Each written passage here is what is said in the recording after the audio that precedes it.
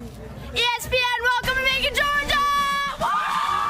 Let's go, yo! Yeah! Let's go, Bears! Rainy Saturday in Macon, Georgia. The fans are still out and ready for some playoff football. It's the second round of the NCAA FCS Playoffs on ESPN. South Dakota coming off a first-round win over Drake, eager to face the SoCon champs in sixth-seeded Mercer Bears. Well, here's a look at the bracket. The winner of this matchup advancing to the quarterfinals, and they will face either Montana or South Dakota State. Up in the booth at Five Star Stadium, I'm Kelsey Casper alongside Forrest Connolly. Well, this Mercer team had a first-round bye, but they welcome in a tough South Dakota team, one of the best teams out of the Missouri Valley Conference. Well, you talk about this South Dakota ball club. They are a battle-tested unit out of that Missouri Valley Conference. They come down ready to play, but this Mercer team feels like this is their time. This is their opportunity to advance, so that makes for a very interesting matchup this afternoon.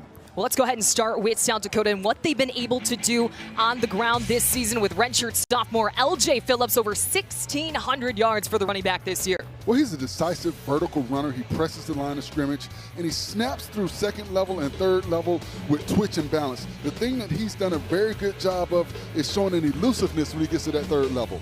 And on the other side, for Mercer, the Bears are led by National Freshman of the Year quarterback Braden Atkinson. Well, he plays clean footwork. He's already a field general. He keeps the chains moving, and he will punish the defense if they make coverage mistakes on the back end. It'll be interesting to see how he adjusts to this defense. And on the other side, Andrew Zock. He's an electric player off the edge. He can hold the edge. He can hold the corner. He plays with violent hands, and he displays a quick first step, and he'll be very disruptive. The offensive tackles will have to do a good job of keeping square shoulders, keeping him outside, because if they do not, he can disrupt everything that you want to do offensively. And their head coach, Mike Jacobs, has to love the way those two underclassmen have performed this season. Jacobs in his second season leading the Bears, and the SoCon Coach of the Year, also the fourth winningest active D1 head coach. And on the other side, for South Dakota, the Coyotes are led by first-year head coach Travis Johansson. He has spent the last 6 seasons as a defensive coordinator, the last 3 as the associate head coach. It's been a pretty easy, smooth transition for South Dakota this year.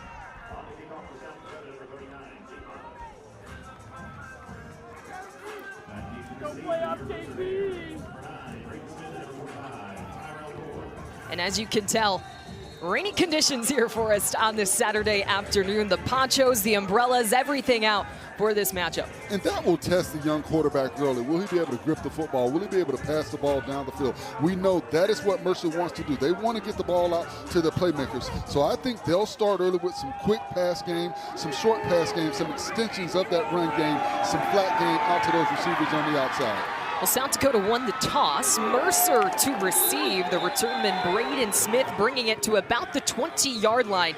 And that's where Mercer will set up shop offensively, but a flag is on the play. Early penalty on the opening kick.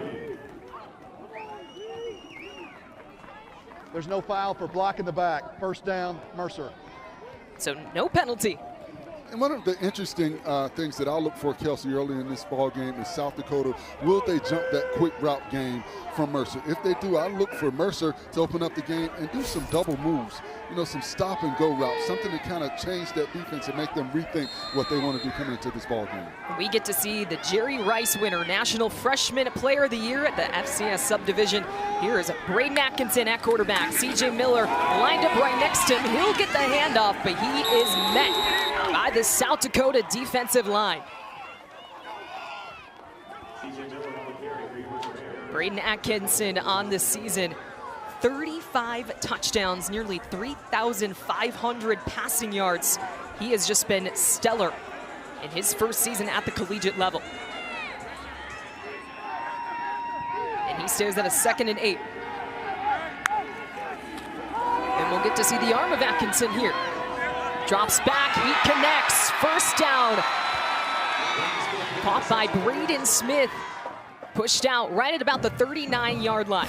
And that'll be one of the difficulties for South Dakota this afternoon. There are so many weapons on the outside for Mercer to get the ball down the field. They will have to get pressure on the quarterback and not allow him to set up and go through his reads. 18-yard pickup for Smith. Play action.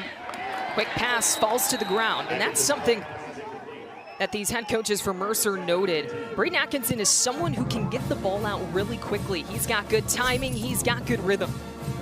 And you saw right there, Caden Crawford, the defensive end for South Dakota, was able to get immediate pressure on Atkinson, and that is what they'll look to do all afternoon. One of the things defensive coordinator Billy Kurtz talked to us about this week was this is a different type of defense. This is a defense that Mercer has not seen as far as the size components that they bring. 2nd and 10. And up goes to Miller. And he zigzags his way through about a 2-yard gain, tackled by Matt Walsh. That'll set up 3rd down.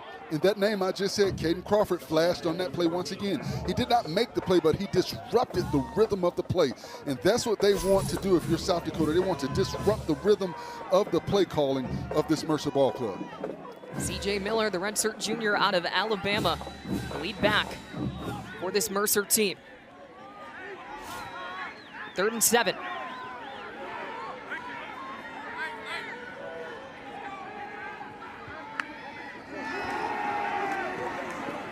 Atkinson flushed. He's going to run it.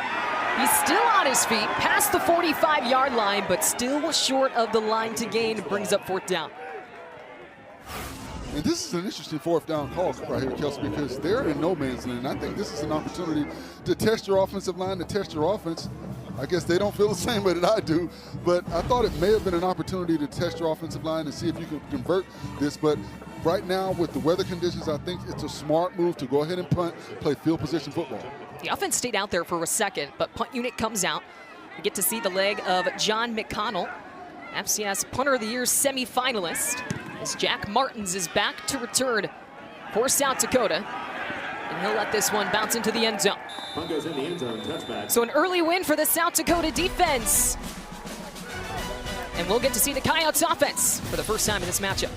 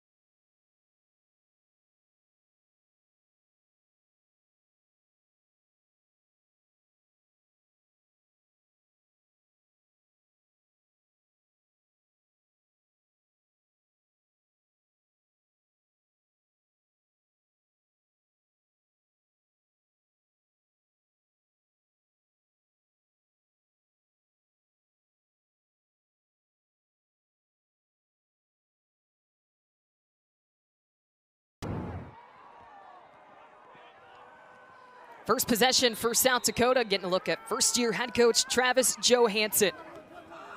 And the fifth-year quarterback, Aiden Bauman, lined up, and he'll hand it off for the first play. They're going to their main guy, LJ Phillips, on the ground. 16 rushing touchdowns on the season for Phillips. Gain of 4 on the play. But Aiden Bauman, 22 passing touchdowns of the year. He's averaging 185 passing yards per game.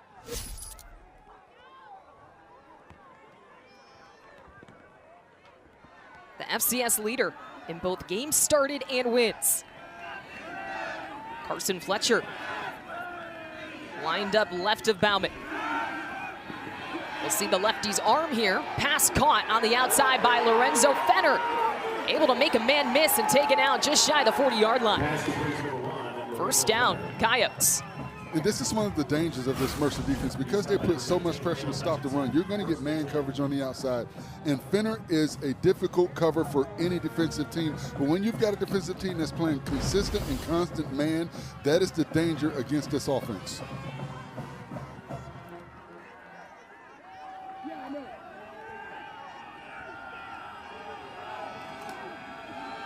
Bauman again on the ground to Phillips. Brings it past the 45-yard line for a nice gain. As you take a look at the South Dakota offense on the season, averaging 26 points per game, but they have faced a lot of good defenses. Pretty balanced in terms of the rush and pass game.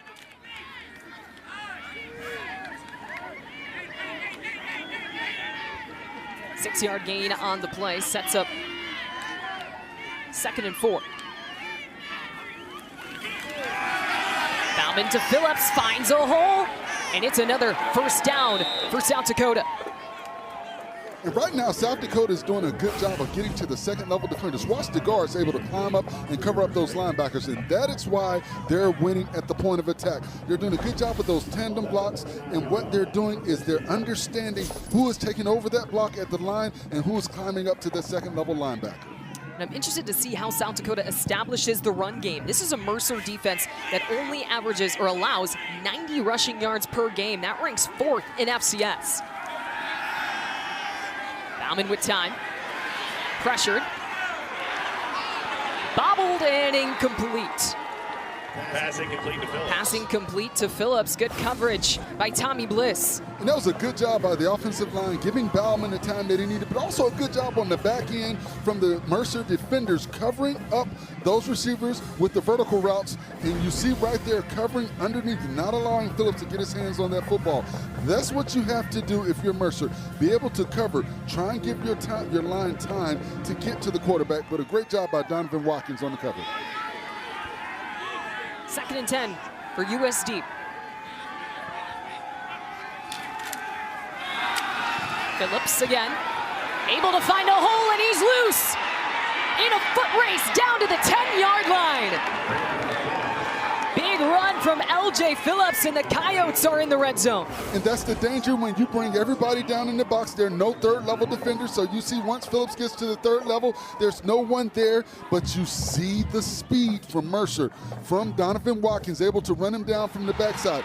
But once again, when you've got everybody in the box and you get great blocking at the point of attack, and you get those interior linemen climbing up on those second-level defenders, there's no third-level defenders, so they've got to do a good job of bottling it up at the line of scrimmage. 41-yard rush for Phillips. Two backs. Hand off to Reese Watkins, pushing his way, and he's in! Touchdown, South Dakota, and the Coyotes strike first.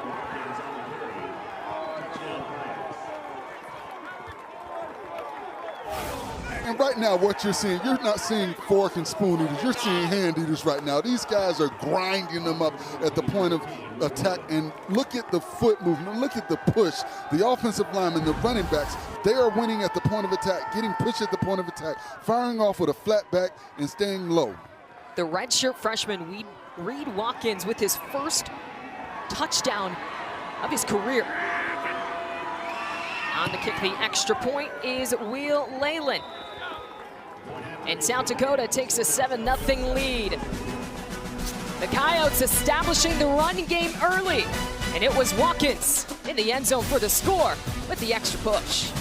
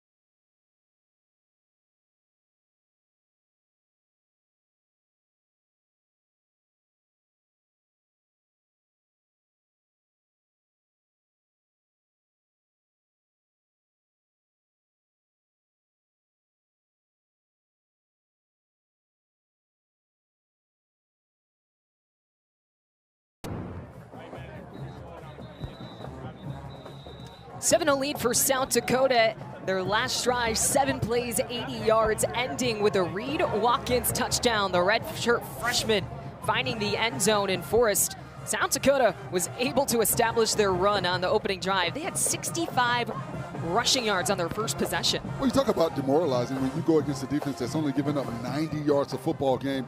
They accepted the challenge from the offensive line perspective. They are hitting Mercer in the mouth. They're challenging them at the point of attack, and they're winning. And once again, when you've got all of those players in the box, that's the danger. When you get to the second and third level, there are no defenders left.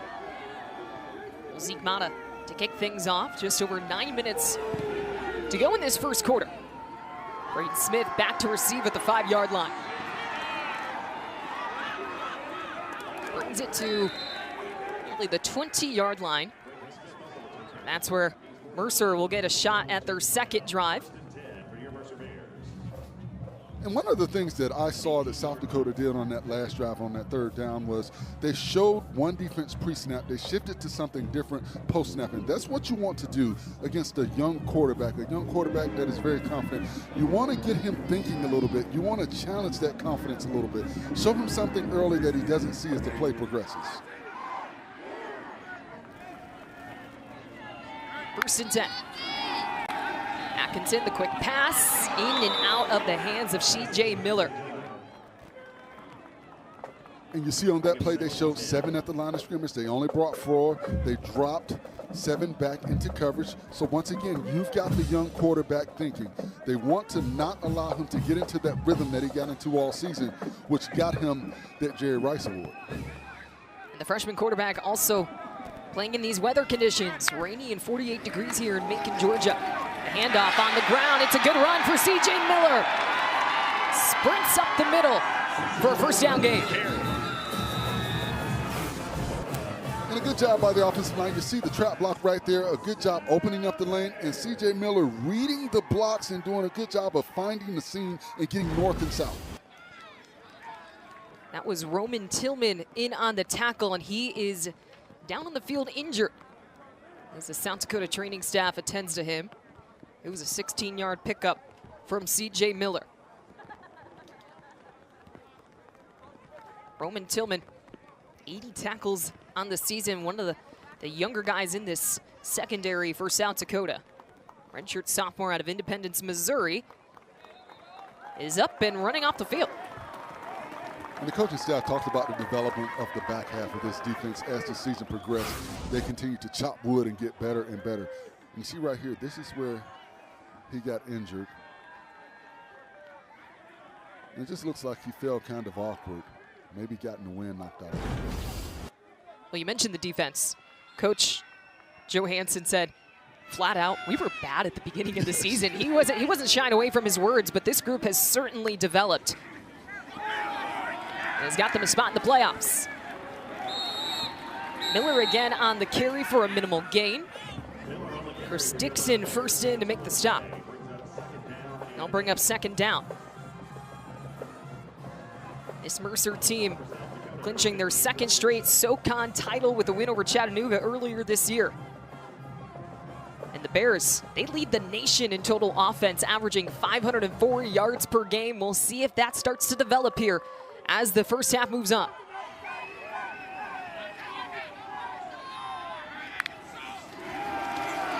Atkinson flushed. He's taken down as he throws it up, and it's picked off.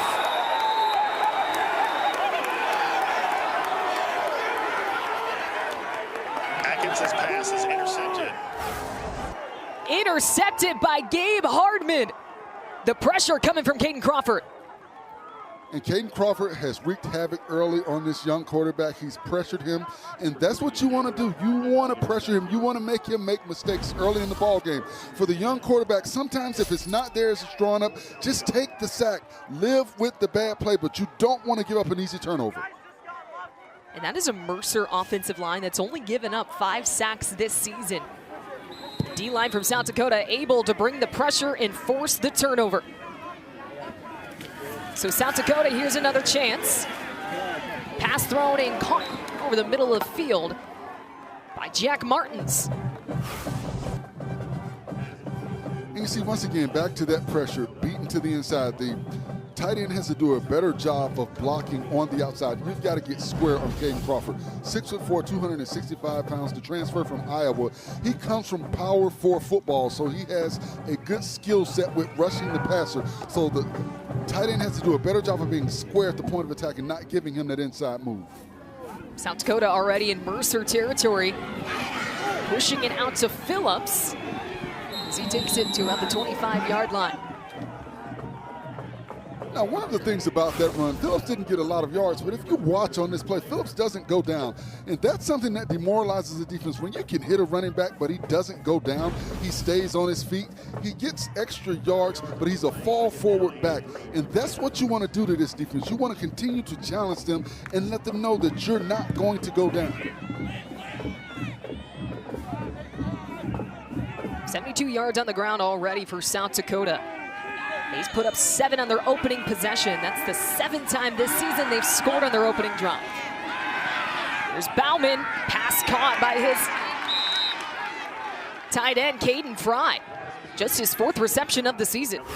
And if you watch what Fry does on this play, first he chips on the pass rusher, Andrew Zock, and once he chips on him and allows the tackle to get out there and cover him up, then he gets out into his route. So it's a delayed route by Fry. I love what they're doing play-wise. They're helping their tackles on the outside, not allowing Zock to bring pressure on the quarterback, and then they're leaking him out for a late reception.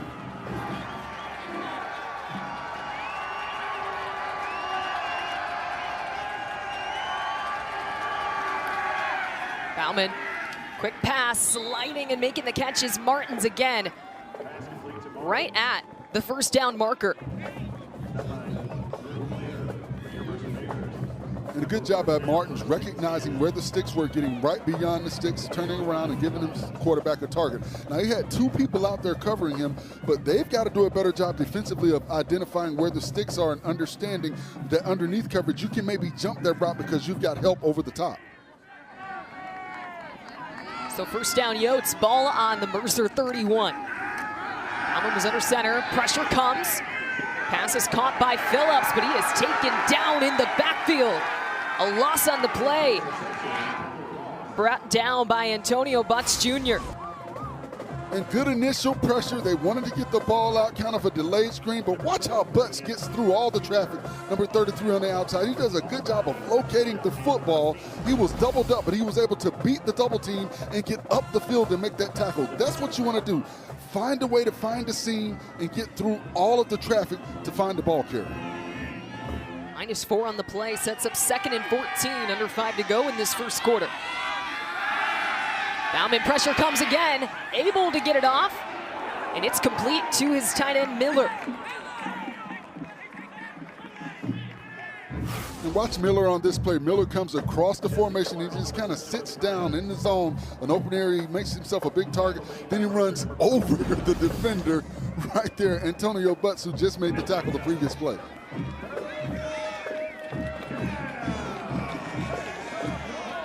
So that brings up another 3rd down for the Yotes.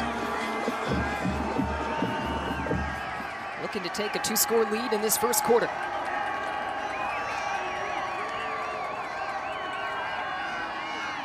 They give it to Phillips, patient, finds a hole, Phillips on the run, and he's in! LJ Phillips with his 17 rushing touchdown of the year. And the Yotes take a 13-0 lead in this first quarter. And you see what they did? They brought Jesse Miller, the tight end, back over. He came with the trap block to the opposite side, and then you bring Phillips back around. So there's a lot of misdirection going on, and they've got this defense guessing on their heels right now. Here's Leyland again to kick the extra point.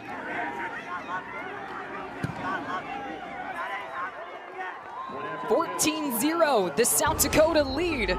With under 4 minutes to go in the first quarter, it's been the run game for South Dakota, getting the job done for the Coyotes as LJ Phillips runs it in.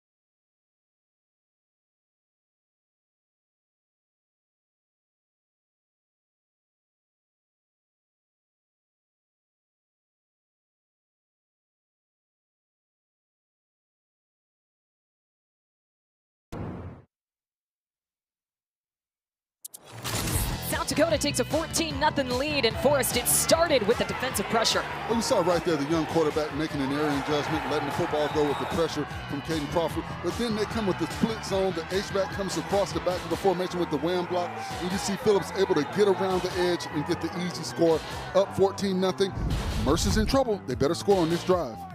Taking a look at the stats from LJ Phillips, 80 rushing yards already in this first quarter. That last drive, 7 plays, 48 yards, took about 4 minutes off the clock. And South Dakota is rolling in this first quarter as they take a 14-0 lead over Mercer. Zeke Mata back out to kick things off. Braden Smith back to receive for the Bears. Looking to get their offense kick-started here in the second round of the FCS Playoffs at home.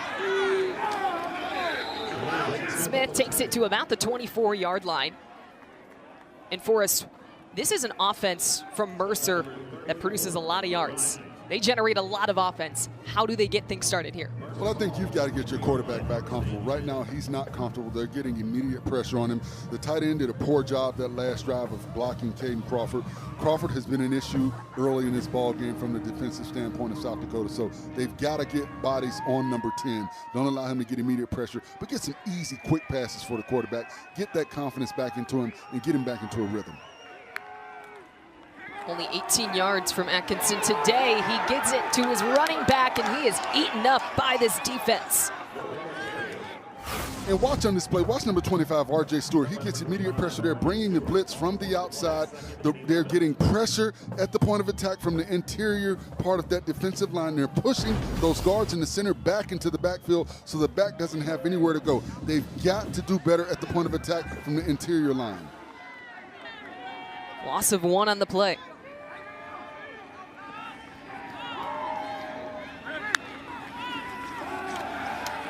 Quick pass. And Adonis McDaniel is hit hard. Third down. And right there, you're seeing a quarterback that is still uncomfortable. If you watch the receiver, he has to reach back. That ball, he should be catching the ball moving forward as opposed to stopping and having to reach back to grab that football. Once again, you've got a quarterback that is not comfortable back there. Chris Dixon making the contact on that play, and it's 3rd and 9. Atkinson takes a shot downfield, going up and making the grab. It's Kendall Harris with a big pickup for Mercer. And you see Harris on the outside. He did a good job of locating the football, high-pointing the football, and making a play for his quarterback. And I like that play. Atkinson did a good job of identifying where he had a favorable matchup and put the ball where his receiver can make a play for him. 29-yard reception for Kendall Harris, and a timeout called Dakota, first charge of the first half. by South Dakota. 30 seconds. And that was against the first-team defensive back, Mikey Munn, on the outside. So that is something to look for, and I like that he challenged Mikey Munn. Mikey Munn is their best back-end cover guy. So to be able to challenge him early in this football game, that shows some confidence by this quarterback. But you've got to find favorable matchups, and I think when they see man coverage on the outside, they feel like they can win that battle. You saw on that play, Harris able to get up over the defensive back and make that catch for him. So I like the challenge, and I like the ability, and I like the quarterback, the moxie of the young quarterback. He's had some bad plays early, but you see the nice ball down the field and the great play by his receiver to stop, get up in the air. Now the question is, did he catch that ball? It looked like the ball was moving as he hit the ground. I wonder if they're going to take another look at that.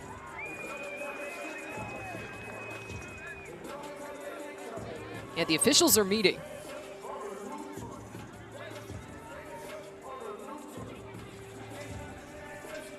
The ruling on the field was a completed catch. Previous plays under further review. You're right. Looks like they're going to take a second look at this because Kendall Harris went up and got it, but on the way down, it looked like he lost control a bit.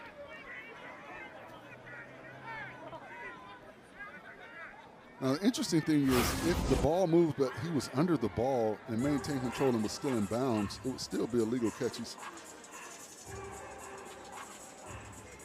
Did he get control of the ball before he rolled out of bounds? On this shot right here, it looks like the ball moves, but did he gain control before he rolled out of bounds? It looked like he did gain control of the football after it moved. Looks like now when his back is... That's the question. Is it enough evidence to overturn the call that was made on the field? Because you see he did regain control of the football. That's the question. Is it enough to overturn it? Well, the ruling on the field was a completed catch. Looks like they've made a decision and we're waiting here.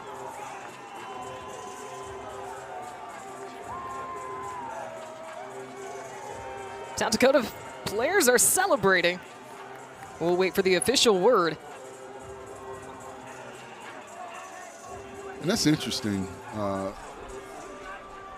Where they're After placing further the review, football. the ruling on the field is overturned to an incomplete pass. Ball be placed at the 24-yard line. It'll be 4th down. So now it's 4th down. You just had a big pickup taken away. And now the punt unit comes out. And I think it's interesting that they overturned that call. I guess they saw enough on it, but to me, when he gained control of the football when his back was on the ground, was it clear enough to say that he was out of bounds at that point? To me, is the question that I would have.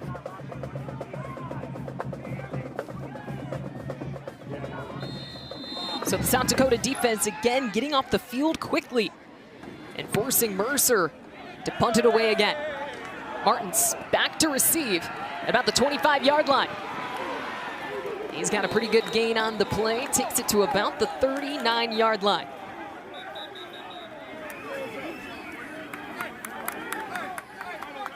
So with just over 2 minutes to play, we'll see what South Dakota does on this drive and what they can do on the ground, because they have been tremendous so far in the run game, specifically with LJ Phillips, as a player is down in the field for Mercer.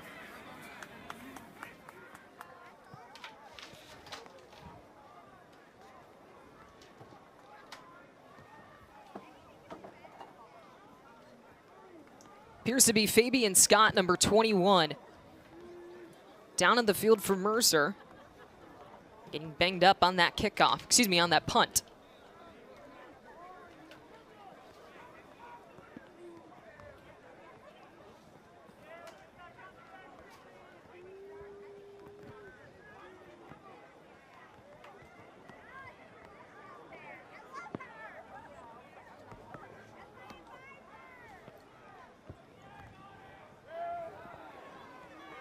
So South Dakota with a 14-0 lead with 2:12 left to go in this first quarter. We had mentioned how stellar they've been on the ground today.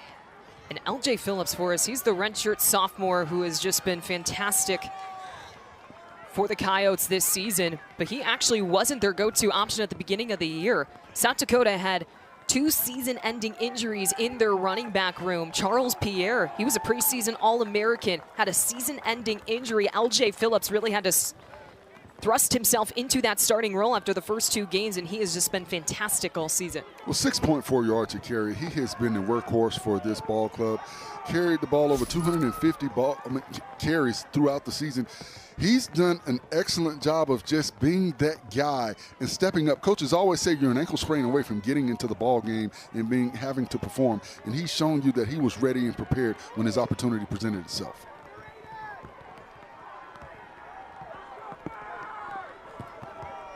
First and 10, ball on the 38. Phillips here. Man, he can work his way out of some trouble, but a flag comes out on the play. And I think for the first time, Mercer won at the line of scrimmage at the point of attack on that play. Personal foul, face mask, number 0, defense. Penalty is 15 yards at the previous spot, carries an automatic first down. And as luck would have it, they finally win at the point of attack, but then Zoc gets caught with his hand up in the cookie jar. You know, and you have to wonder right now with this defense, they're just trying to do whatever they can. You see Zoc right there reaching, trying to get his hands on the ball carrier. They finally, like I said, got pressure, got up the field. But you've got to keep your hands out of the cookie jar. You got to keep your hands down. They're protecting the ball players right there.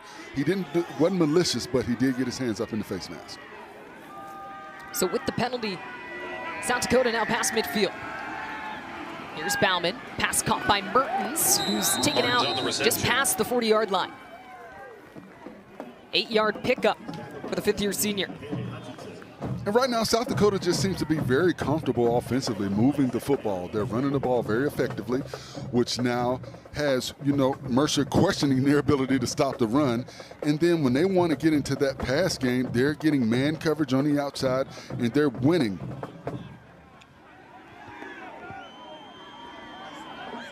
Bauman under center. 2nd and 2. Pitches it to Phillips. Gets around the edge. Flag comes in as Phillips gets inside the 35.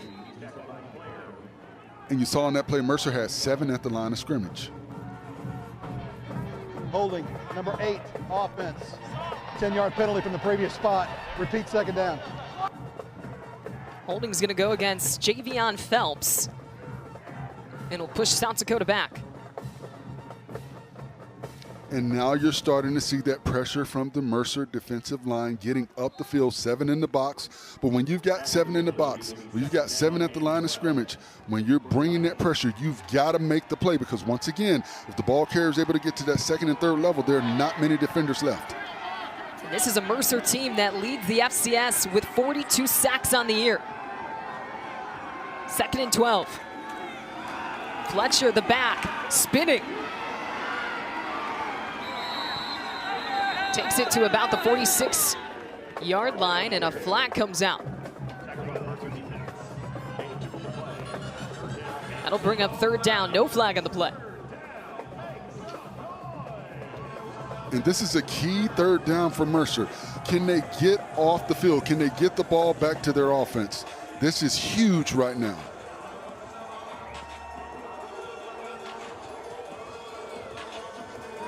Clock's winding down on this first quarter. It looks like they will wait to snap this one.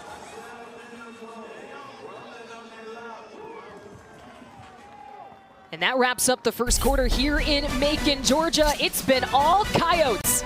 They've dominated the game on the ground, and they take a 14-0 lead over the Bears.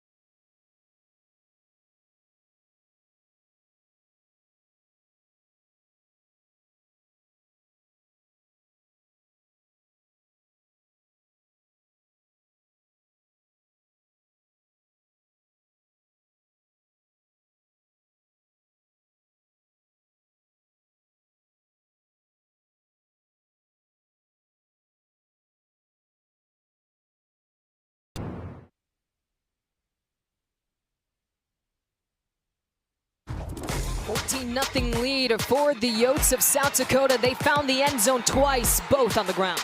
Well, it's been the L.J. Phillips story early. He has been running rampant all over this defense. And then you get Watkins with the early score. And then they go with the split zone, backside wham block. But first, the interception, the poor throw by Atkinson, getting pressure on the young quarterback. And there it is, the split zone, backside wham block, and Phillips gets around the edge for the easy score. Right now, they're doing exactly what they said they were going to be able to do, is run through this run defense for Mercer. Can they accept the challenge? Can they get off the field on this third down? I think will be key in them staying in the football game. 91 yards on the ground for South Dakota. It's 3rd and 10. Ball in the 46 to start the second quarter. South Dakota has converted on both third downs today. Bauman, quick pass, caught, and taken down is Carson Fletcher. And a 4th down forced by this Mercer defense. And a good job by Mercer. They showed 5 at the line of scrimmage, but at the snap, they dropped back into the zone coverage. They kept everything underneath. And when you do that, you just have to make the tackle. And a good job on the outside by Julian Fox making that tackle, not allowing him to convert that.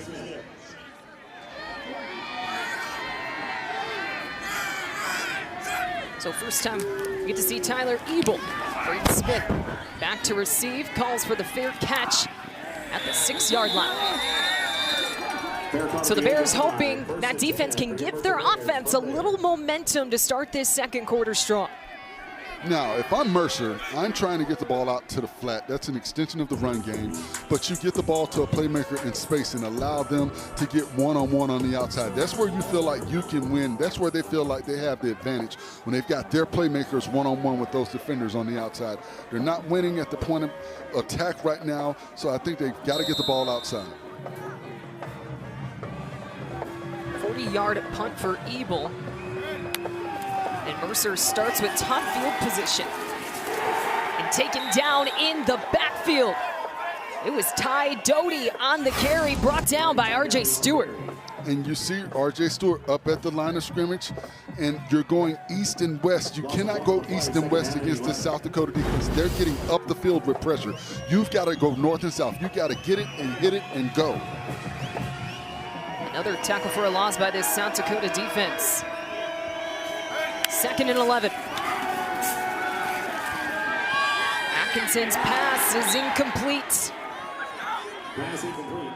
Off the fingertips of Samuel Albee. Was met quickly by this defense. And that's a scary pass because you're throwing across the field. This is pick 6 category right here, when you're throwing the ball across the field right there, especially against Mikey Munn, their best cover on the back end of that defense. I think, too, that's a late developing play. You've got to get more quick developing plays for the young quarterback. Get the ball out of his hands fast. Get the ball to a playmaker early. Big 3rd and 11 here. Atkins, pass, caught. Was he in bounds? And they're saying it's a catch. Travion Solomon with a big 1st down pickup for Mercer. And a good job by the quarterback putting the ball where his receiver can make a play on it. And he did get 1 foot down. And you see Mercer goes with the quick lineup tempo game right there to not allow them to get another opportunity to look back at that play. I like what Mercer did on that play. They lined up very quickly. Pushing the pile there for a 9-yard 1st down gain, but taking a look at this catch by Solomon right there. Good footwork. Yeah, but I also, like I said, they go to tempo. You know, you want to don't give the officials another opportunity. They got the snap off quickly, and they got a 9-yard gain on the play. It's a 2nd and 2. Miller again. Hit hard and set back, 3rd down. And once again, you've got penetration, no push from the line of scrimmage. He's going east and west. There's nowhere for him to plant and get north and south. The offensive tackle, Xavier Jennings, 1st-team offensive tackle, you've got to do a better job of getting pushed at the point of attack. You cannot allow Nathan LePerry to push you back into the backfield.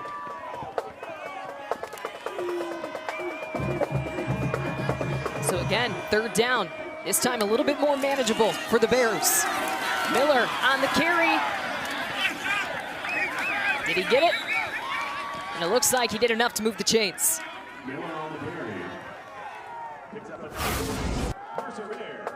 A good job right there by the interior of that offensive lineman. A good late pickup right there by Amari Atkinson to pick up that blitzing linebacker to allow the back the space that he needed to get up the field.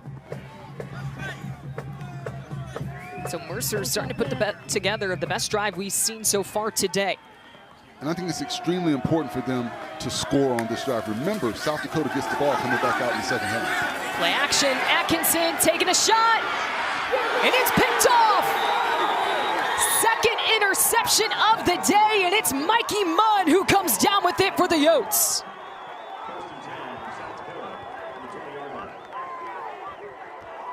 And Atkinson had what he wanted on that play, but you've got to lead your receiver. You've got to put more on the football. Too much air. You allowed the best cover corner, Mikey Munn, to run under it and get the pick. He's got tired of them going at him, and he makes the big play for South Dakota.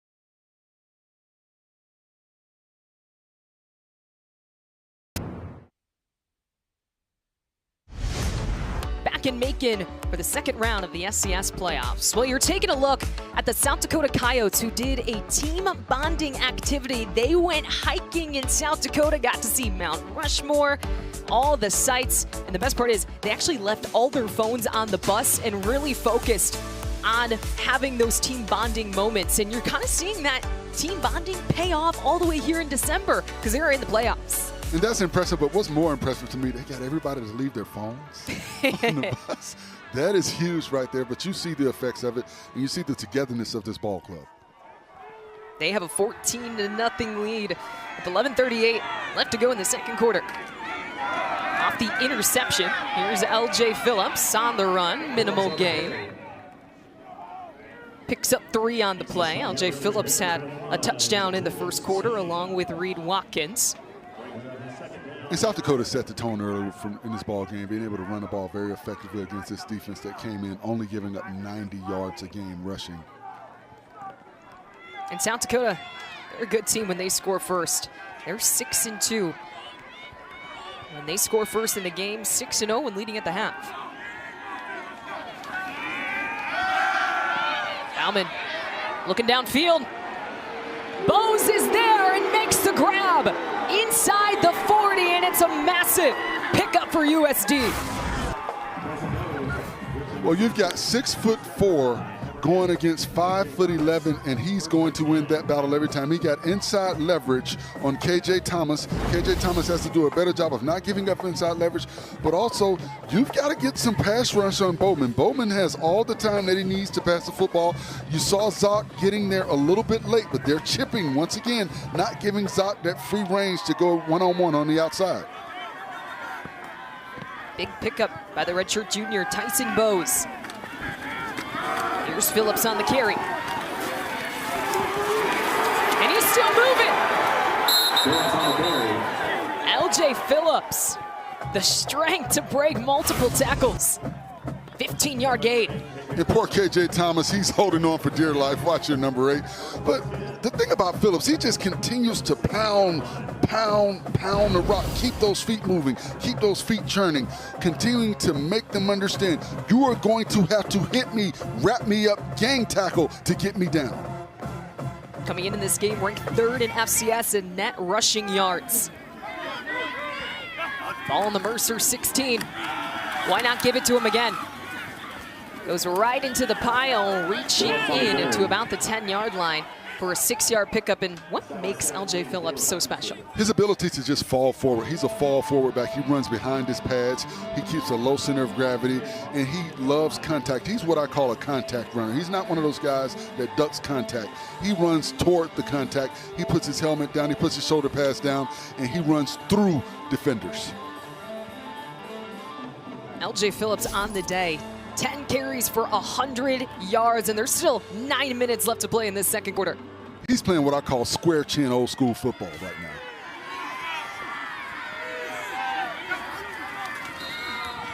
Play called dead. Here's a flag. Looks like it's going to be false start. Ball start, number 6, offense, 5-yard penalty, 2nd down. You know, Kelsey, the Missouri Valley Conference prides themselves on being the toughest football conference in FCS football.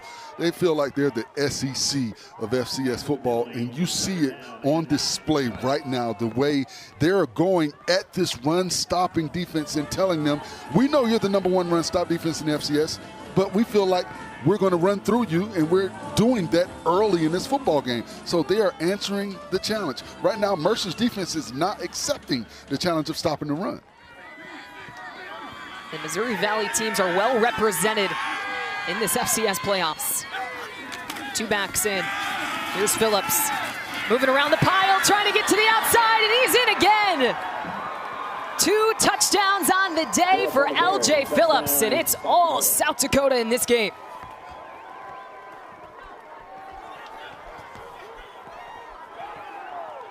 And all you have to do is watch this play and watch how the offensive line fires off the football. They get movement at the point of attack. But watch the vision of Phillips. I think that is what stands out more so to me than just running in there with his head down. He saw that there was nothing there, and he just bounced it to the outside because Mercer did not keep the edge, did not maintain, contain. They came down inside, and you watch how Phillips bounces it to the outside. There are no defenders there. Watch the movement. Great movement by the offensive line. Phillips bounces it to the outside. No defenders there, and he basically walks into the end zone for the 21-0 score.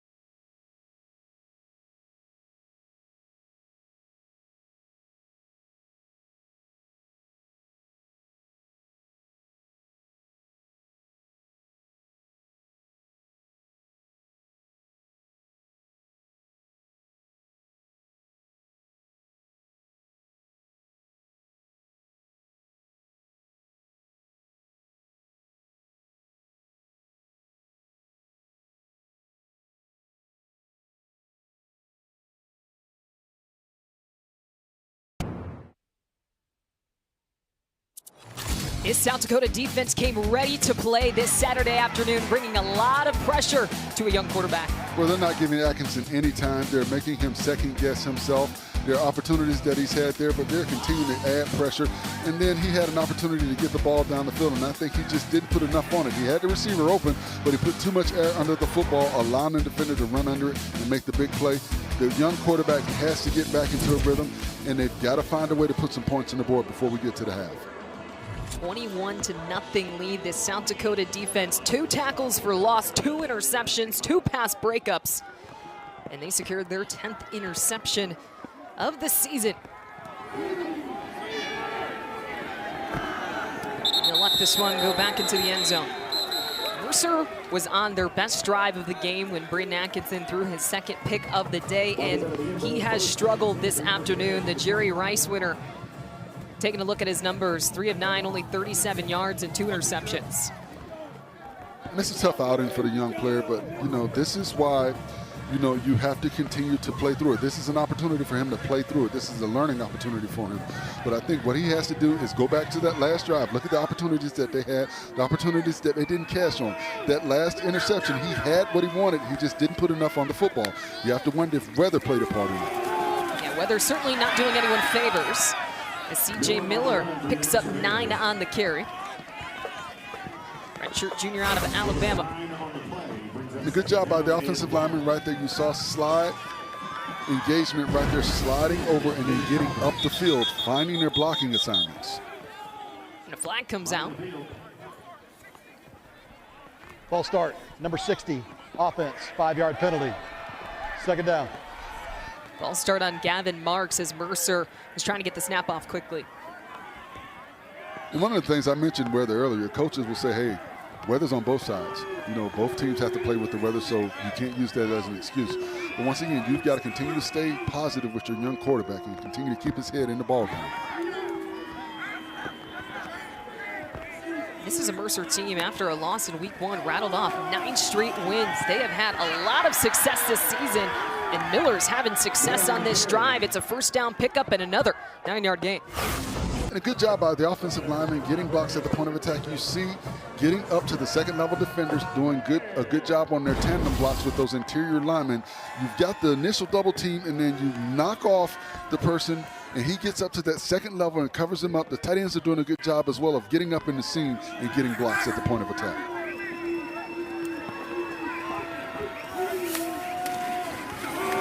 Miller, patient, around the edge, makes a man miss. And he's taken down just shy of the 50-yard line. 3 solid carries from C.J. Miller on this drive.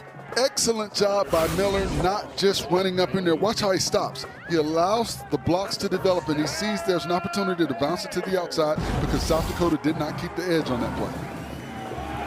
And they'll continue to give him the rock. 4-yard pickup, but a flag comes out.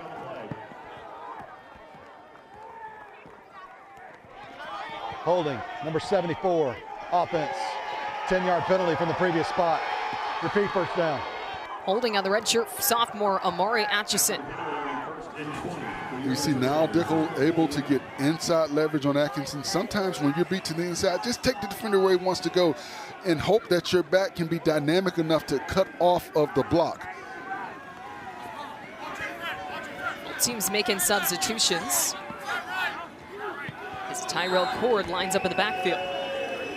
1st and 20. Atkinson looking over the middle of the field, in and out of the hands, and it's picked off. R.J. Stewart with the interception brings it back to about the 37-yard line. And Braden Atkinson with his 3rd pick of the day. This South Dakota defense has been ruthless. R.J. Stewart with the hands.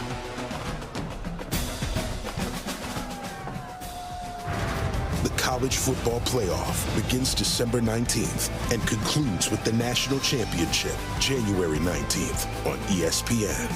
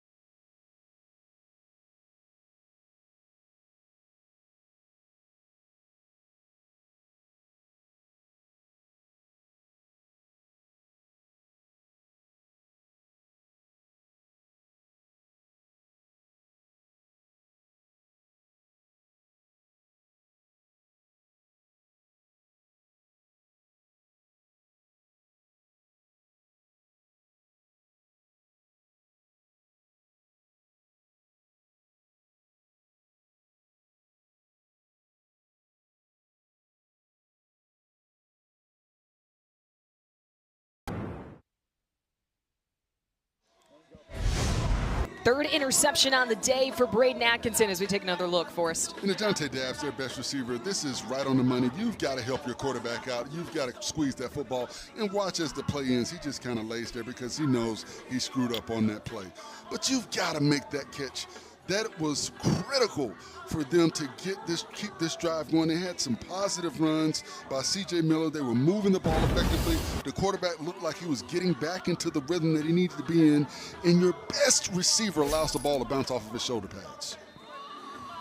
The interception from R.J. Stewart, redshirt freshman, another young guy in that South Dakota secondary coming up and making a big play. And this Coyotes offense is back on the field. Hand off to Phillips. He finds a hole up the middle. Breaks a few tackles, still on his feet as he gets to the 40-yard line, and a flag comes in. It looks like they're going to get a face mask on the end of this run. It's almost like watching Jerome Bettis right now. The wheels on the bus go round and round. Every time Phillips carries the football, he's just running through defenders. Personal foul. Face mask. Number 4, defense. Penalties 15 yards from the end of the play. First down. So it was a 29-yard run for Phillips, add another 15 off this face mask penalty. And you see right there, I mean, they're going to get that every time. And you've got Mercer defenders just trying to find a way to get Phillips down right now. He's just running through arm tackles. He's running through everything that they're attempting to do to get him down. They're trying to gang tackle him, but he's running through that as well. One play, and South Dakota's already at the Mercer 25. First and 10, under 6 minutes left to play in this first half. Bauman under center, hands it off to Carson Fletcher. Takes it right into the Mercer defense. And if you're Mercer now, you see Phillips coming back on the field. It's like, okay, here he comes again. You know, they've got to keep all eyes on Phillips. But what that does is that allows for them to set up that play action game as well. So watch for that as well from this South Dakota offense. I don't think you go to it because they haven't shown an ability to stop Phillips, but it does create that option for this offense. So 2nd and 9.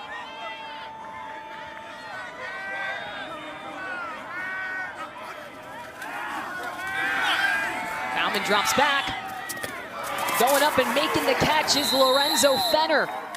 We haven't said his name a lot in this first half, but he makes a big catch here at the 10-yard line. And you see they went with the play action game right there. You fake the handoff to Phillips, which allows for them to get one-on-one coverage on the outside, and you go to your big play receiver, Fenner. He's got man coverage.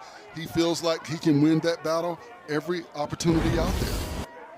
Lorenzo Fenner, the redshirt sophomore, and led the MVC in touchdown receptions this year. And he gets South Dakota in 1st and goal. And you see what they're doing. They're putting him in the slot, so they're getting a safety matchup on Fenner. Play action. Bauman just going to throw this one away. Interesting play call right there.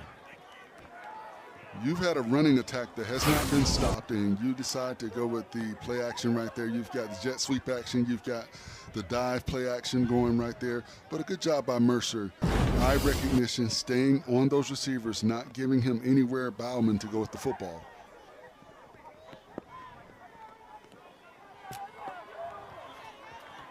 So 2nd and goal.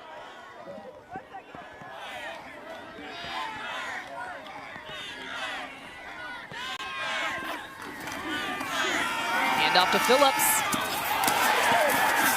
Good tackle made, but a flag comes out. Hutchinson bringing down Phillips on the play. Number 17, Caleb Hutchinson. And I thought Phillips had an opportunity to cut that back. Holding, number 6, offense. Penalty is 10 yards from the previous spot. Repeat, first down. Correction, repeat, second down. Holding on Tyson Bowes. After the penalty, it will be 2nd down. And I think that's the second holding penalty he's had this afternoon, blocking in the perimeter. You see right there on the outside, right there holding. You grab on the outside. You've got to keep those hands inside the shoulder plate. If you get your hands outside on those shoulder pads, they're going to make that call every time. That was Carmelo O'Neal trying to get to the outside to make the tackle. Interesting, Kelsey, I don't know if I take that penalty. I think I go to 3rd down because now you give this dynamic offense 2 more opportunities. So now you're sitting at a 2nd and goal at the 20-yard line. Bauman trying to connect underneath to Carson Fletcher, but it goes in and out of the hands of the freshman. 3rd and goal. And if Fletcher catches that football, he's got room on Julian Fox to turn up the field and possibly get to the end zone. They had a defender closing, but that would have been a good one-on-one matchup on the outside. Fletcher, the walk-on, getting some big opportunities this season. Remember, Fletcher played 75% of that 5 overtime win against Southern Illinois, so he's had time and made big plays for this offense. And he's out there behind Bauman now on 3rd down. And he is hit hard in the backfield. Tackle for a loss. Kobe McInnes and Caleb Hutchinson teaming up to make the tackle. And a good job getting pressure up the field initially by Kobe McInnes, forcing that play to the outside.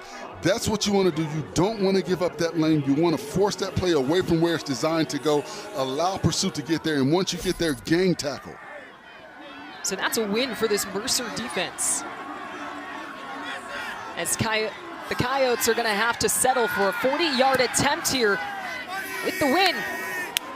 But it's perfect. Off the leg of Will Leyland.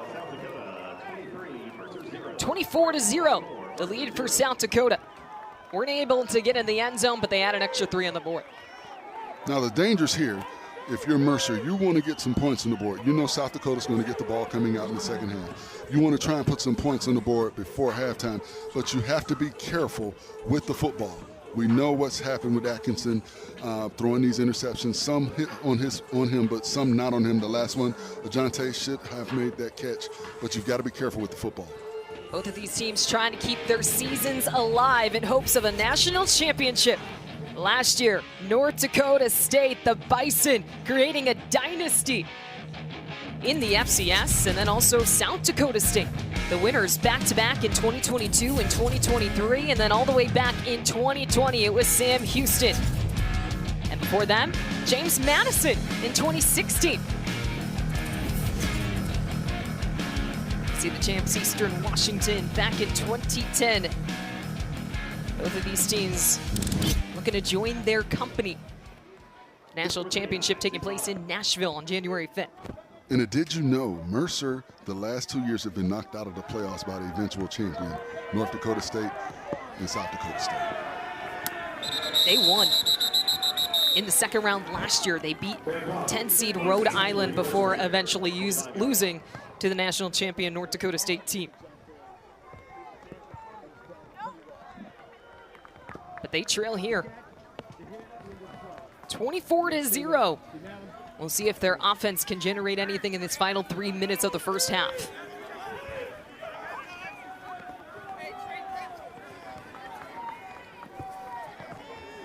Three interceptions on the day for Braden Atkinson.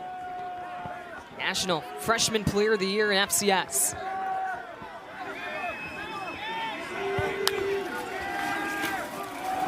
Play action. And here comes the flag. That was R.J. Stewart. He had the interception on the last possession. And 3 officials threw flags. I mean, it was obvious right there. They had single high, safety, nobody on the outside, and the defensive back did exactly what you're supposed to do on that play because he's going to give up a touchdown if he Pass doesn't grab interference, number 45, defense. 15-yard penalty from the previous spot. It carries an automatic first down. So it was on R.J. Stewart, pass intended for Adonis McDaniel, but pretty obvious penalty in the secondary for South Dakota. Gives Mercer some extra yards here at their own 40. And I don't think Coach Billy Kurtz will have any problem with that penalty.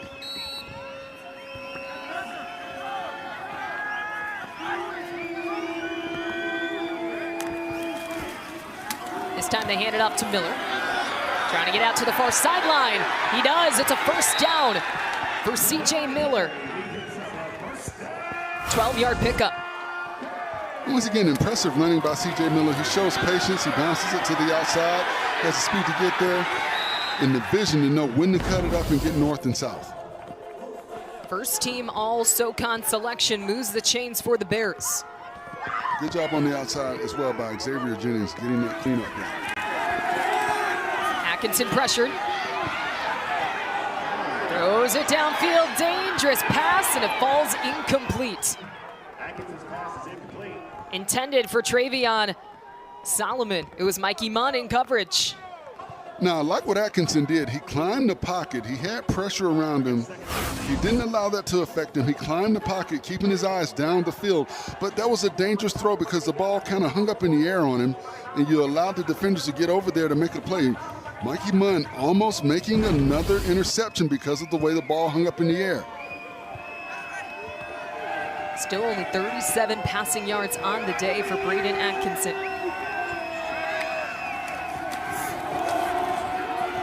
Delayed handoff.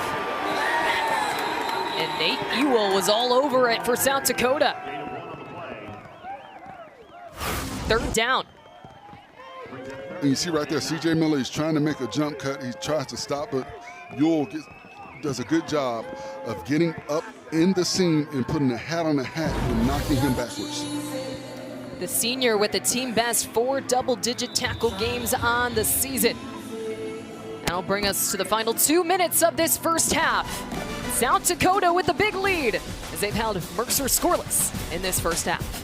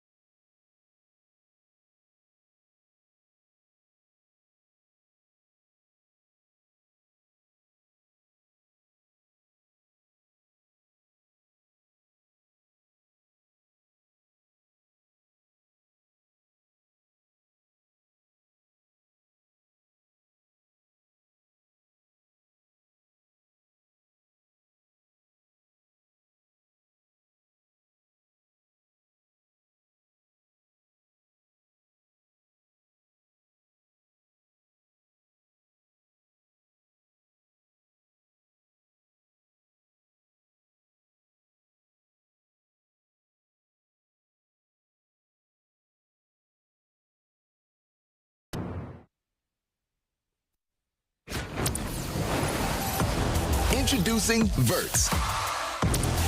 Swipe for news and highlights. Now available on the ESPN app. Back in Macon, Georgia, 2 minutes left in this first half. And the Coyotes at the massive 24-0 lead over Mercer, but the Bears with the ball in South Dakota territory. It's 2nd and 9, ball on the Coyotes 47.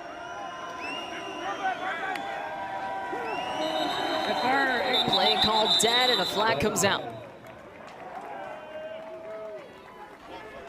Ball start, number 63, offense, 5-yard penalty, third down. And mental errors, those are things that you cannot have happen when you're trying to get back into a football game, especially when you're playing guard. You're right there where the football is. You know the snap count. There's no reason for you to be jumping off sides. Mercer 2 of 4 on third downs today.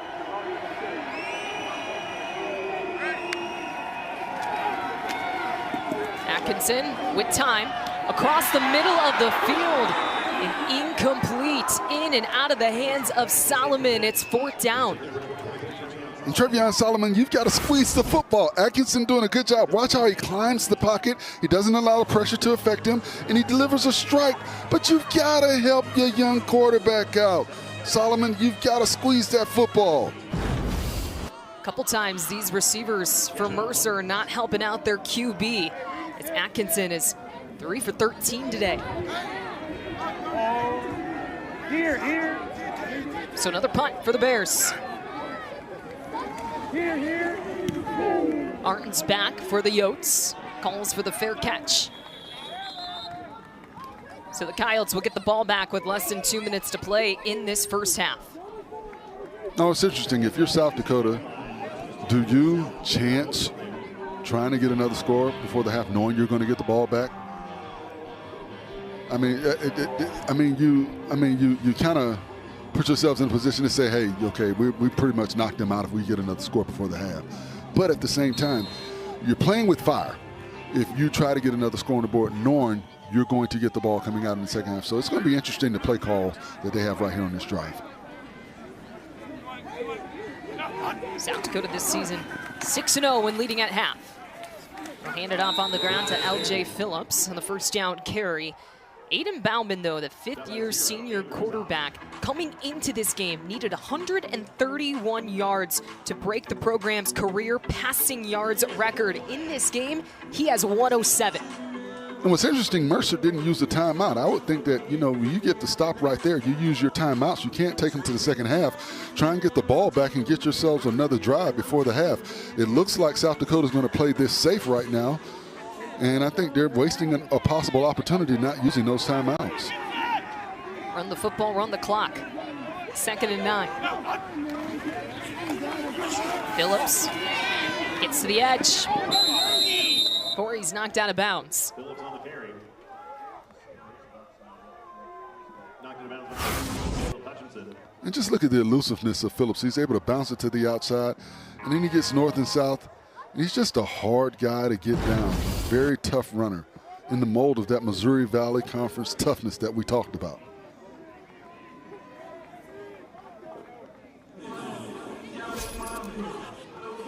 Nine-yard game for LJ Phillips as you take a look at both backs from today. Phillips for South Dakota, Miller for Mercer. Both have been solid. Despite the lack of offense from Mercer, Miller's been the highlight. 3rd and 1. Moving the chains on the carry from Phillips.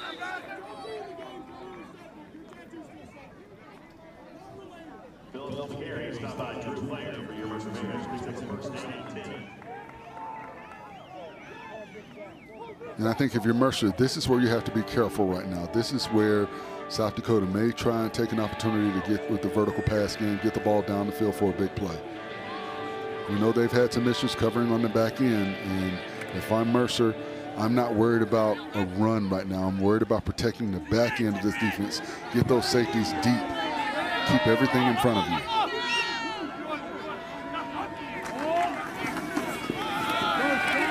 Here's Fletcher.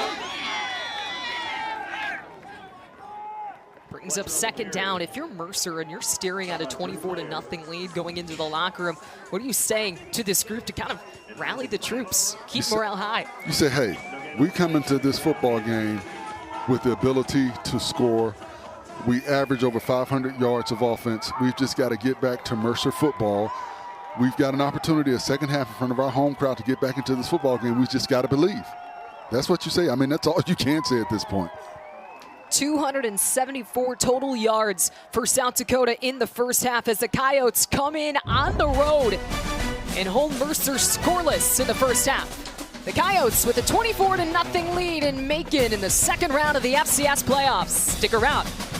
More halftime coverage at the break.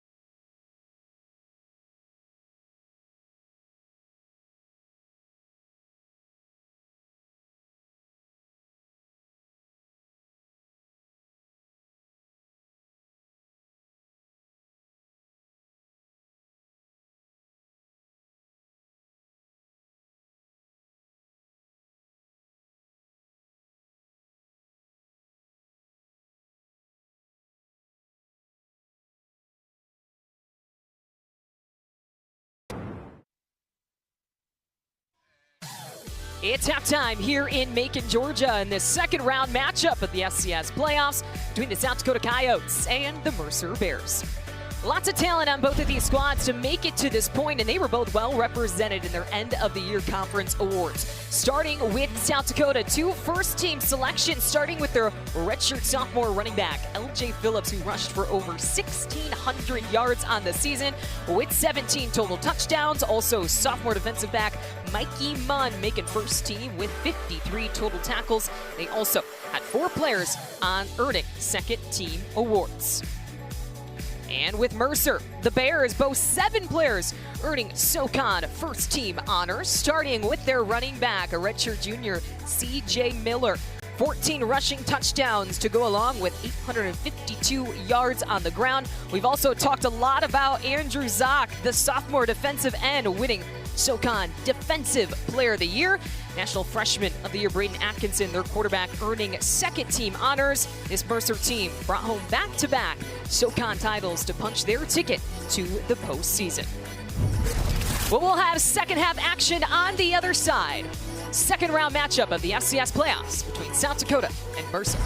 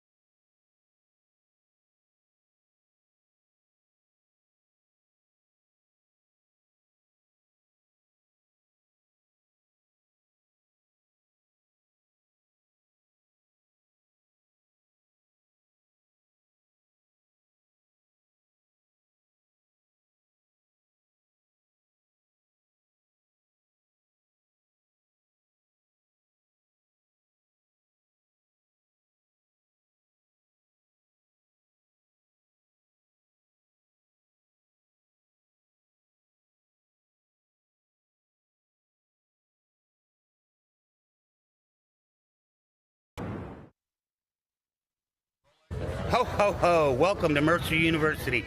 Go Bears! It's only December 6th, but Santa Claus making a pit stop in Macon, Georgia for this second round FCS playoff matchup between South Dakota and Mercer. The NCAA FCS Championship coverage continues with the quarterfinals next Saturday on an ESPN platform. For more information, visit ncaa.com, the home for all NCAA championships. Second half action on the other side when we come back. Highlights, stats, and more.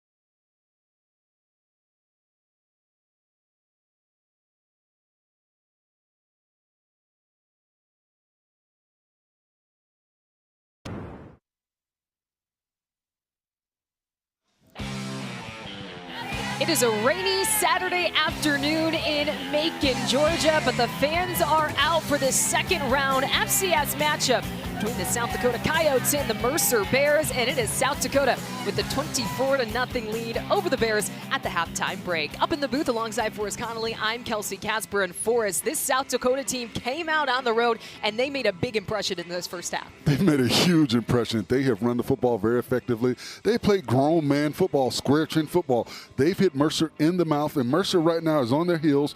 They're just trying to figure out how can they get some points on the board right now. And it's really been that South Dakota defense suffocating this strong Mercer offense. 3 interceptions from freshman quarterback Braden Atkinson in the first half. Well, it started out right here with the poor throw under pressure. You just cannot do that. You've got to hold on to the football. And then right here, he didn't put enough air under the ball. Smith was wide open.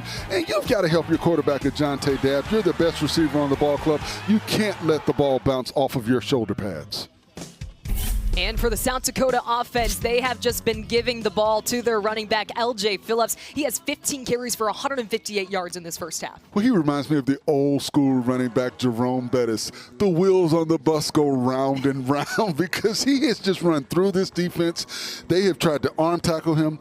They've tried to gang tackle him. They've tried to get him to bounce it to the outside, and he doesn't care. He'll bounce it out there, and he'll just outrun you to the edge. He'll run over you. He'll run through you, and he's just done everything that you could ask for from a back. He's shown great vision. He's shown great patience, and he allows the play to develop, and then boom, just runs over defenders. Boom, they're face masking. They're pulling his helmet. They're doing everything that they can. I saw one play where right here, he's just holding on to him. He's just not letting him go. And this kid, Phillips, just keeps going and going and going and going. 2 touchdowns for Phillips as South Dakota leads 24-0 at the halftime break. All right, for us, looking at Mercer, they're staring at this deficit. What do they need to do in this second half? Well, the first thing they've got to do is get a stop on this first drive. They've got to stop, and they've got to get a ball back to their quarterback. And a young quarterback, he's just got to get into a rhythm, get the ball to your playmakers. But the receivers, squeeze the football. Help your young quarterback. He's had some opportunities, but they haven't helped him. We saw in that last drive. He had a first down conversion, but the receiver didn't squeeze the football. It hit him in the chest. So they've got to help their young quarterback. We'll see what they can do in the second half. But first, before we go to break, let's take a look at the bracket. Some great second-round matchups to look at, especially right above our game. Number 3, Montana. Number 14, South Dakota State. The winner of our game will face one of those 2 games in the quarterfinals. So exciting stuff going around across the country in this FCS playoff. But here in Macon, 24-0, the South Dakota lead over the Bears at halftime.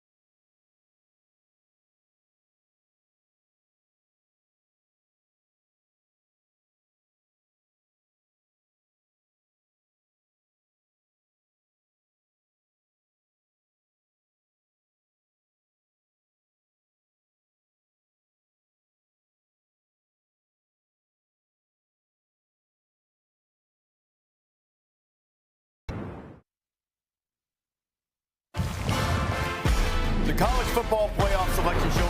The bracket will be filled. Judgment Day is here.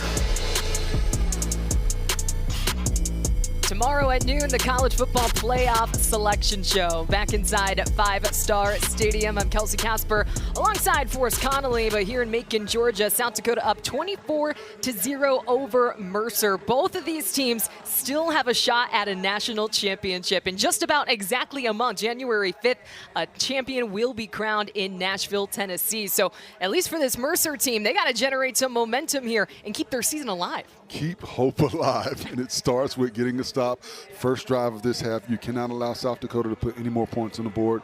And then you've got a high-powered, high-octane offense, so I think that's one of the things that bodes well for them. They can put points on the board in a fast rate, but they've got to be able to stop them defensively. We talked about Phillips. We talked about his ability to run through this defense, averaging over 10 yards a carry right now. So they've got to slow him down, but that's the key for them, stopping this offense, getting some points on the board, getting the confidence that they can actually score right now. And we had mentioned South Dakota came into this game with a solid defense, but they have struggled with C.J. Miller. He's been great for Mercer on the ground. Well, Miller has done a good job running the football, been effective, but it's just not enough. They started out early getting able to make tackles on him in the backfield, but then Miller started to get it going. But this defense has done a great job of slowing him down, not allowing him to be as effective as he wants to be. But he's made some plays for him, but that is not how they're going to get back into this football game. The young quarterback, Atkinson, is going to be the reason that they're able to get back into this game, passing the ball to all those playmakers on the outside, getting the vertical pass game going.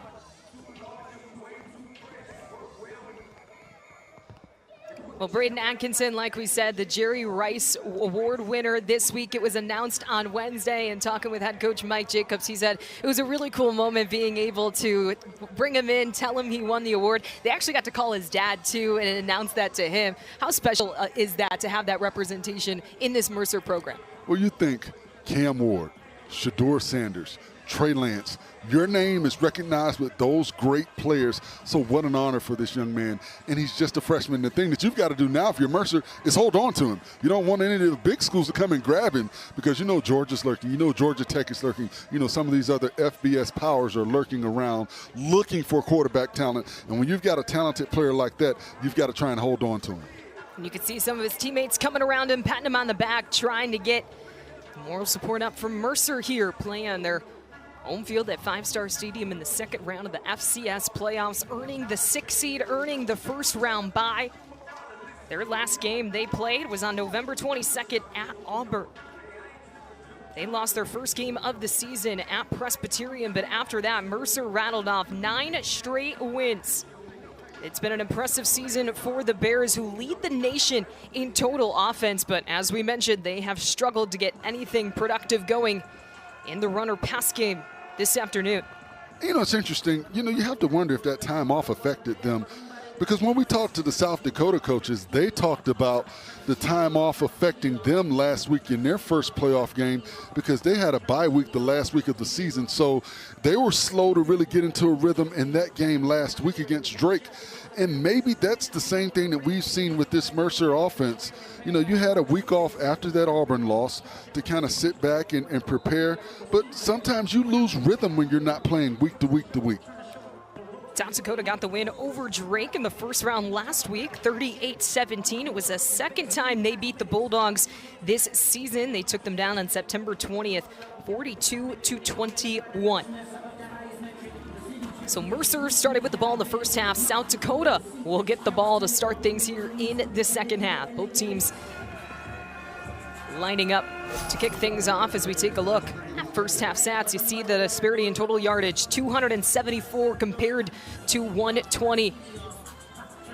And the rushing yards, the passing yards, big difference. Rain still pouring down here in Macon, Georgia, as we kick things off to start the second half. Braden White back to receive. And he'll take it past the 30-yard line, down the near sideline. And tensions flying, as both squads are getting into it. And if I'm the Mercer coaching staff, I don't have any problem with this. I want to see some physicality from my team. I want to see some anger, some fire, some frustration.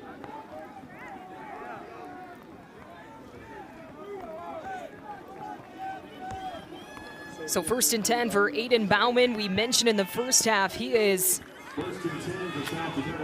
a few yards shy of breaking the program's career passing record.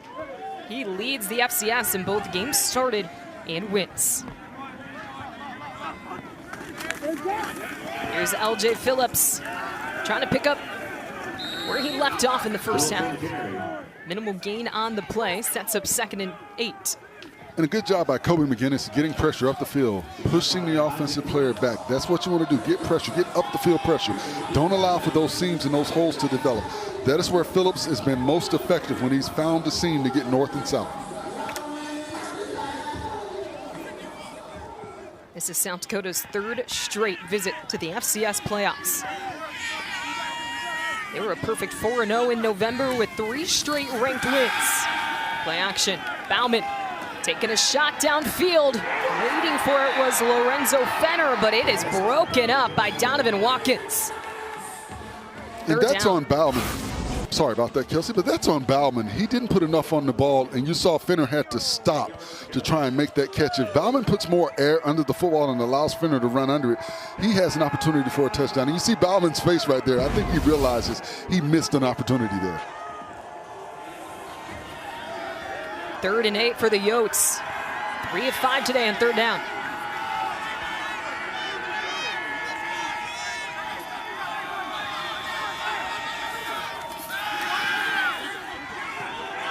Looking downfield again, taking a shot at Fenner. This time, he grabs it. Touchdown, Coyotes. And Fenner, 15 touchdown receptions on the season. That's a new school record. And you look at Kai Reyes, number 32. He took a poor angle right here. You've got to take an angle further up the field. Play the football, not the receiver. He's playing the receiver as opposed to the football, and he allowed the receiver to run under the ball and get the score. 66-yard reception for Lorenzo Fenner. And South Dakota takes a 31-0 lead. And the Coyotes come out quickly in the second half. They put up another 7 on the board and lead big.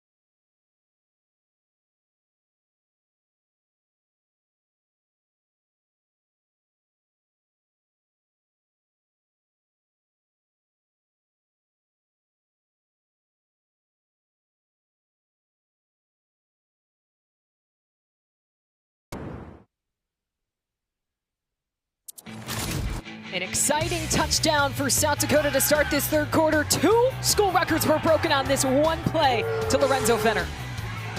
And Kai Reyes took a poor angle on that play, and Fenner able to run under the football and then outrun the defenders to get the easy score.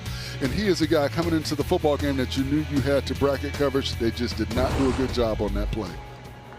Celebration dance for Aiden Bauman, who is now the all-time career passing leader for South Dakota. And Lorenzo Fenner Now with 15 touchdown receptions on the season. That is the South Dakota single season record. So one play, 2 records broken, and it's a 31-0 lead for South Dakota.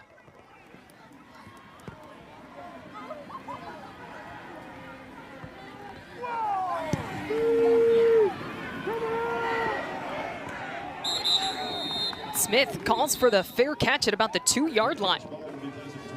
So Mercer will be backed up against their own end zone to start the second half on their opening drive.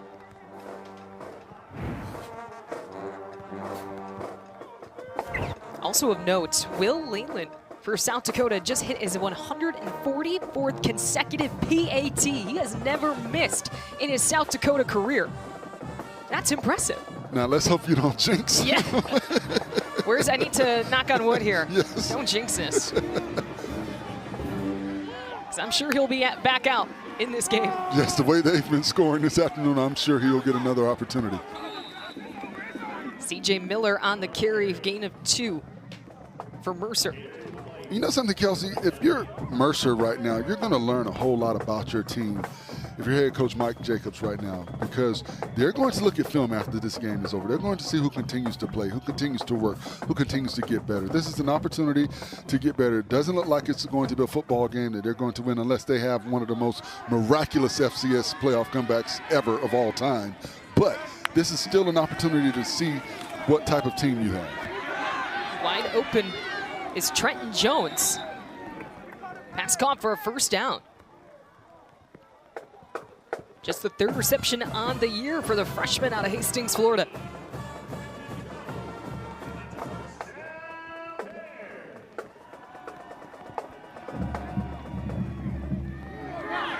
Just the 4th completion of the day for Atkinson.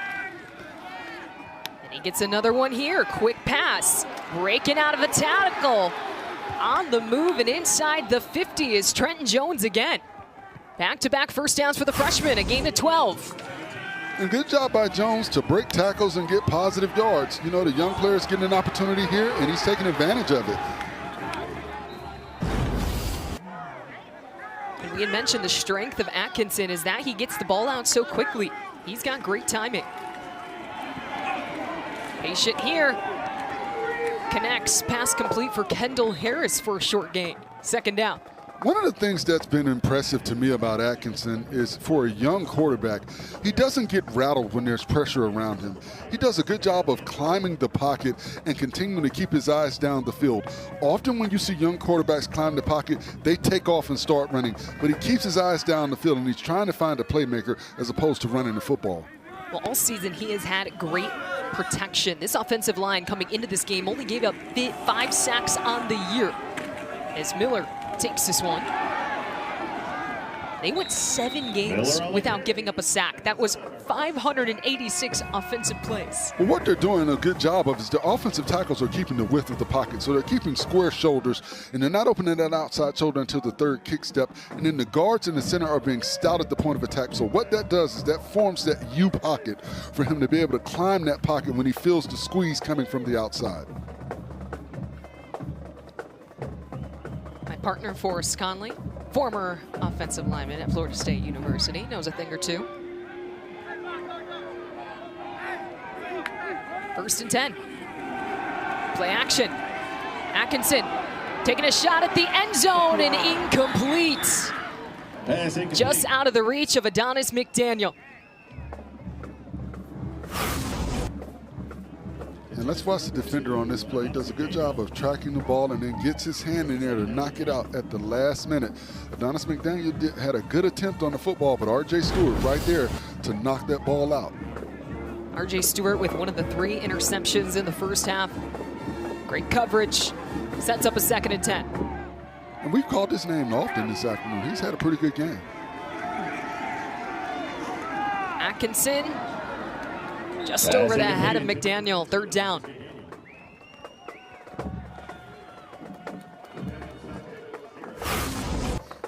And watch at the end of this play, Atkinson takes a shot from the defender. That could have been called right there. That's just a little bit extra by Masai Newsom. Big Mo, as they call him.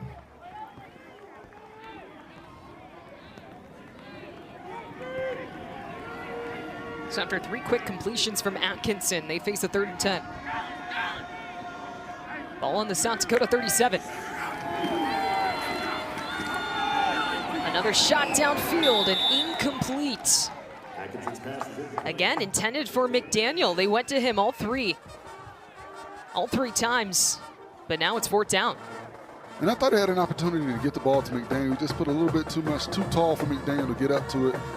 But he had an opportunity there. McDaniel was open underneath the coverage that they had on the back end of the defense. And they're going to go for a 4th and 10. 75% on 4th down this year.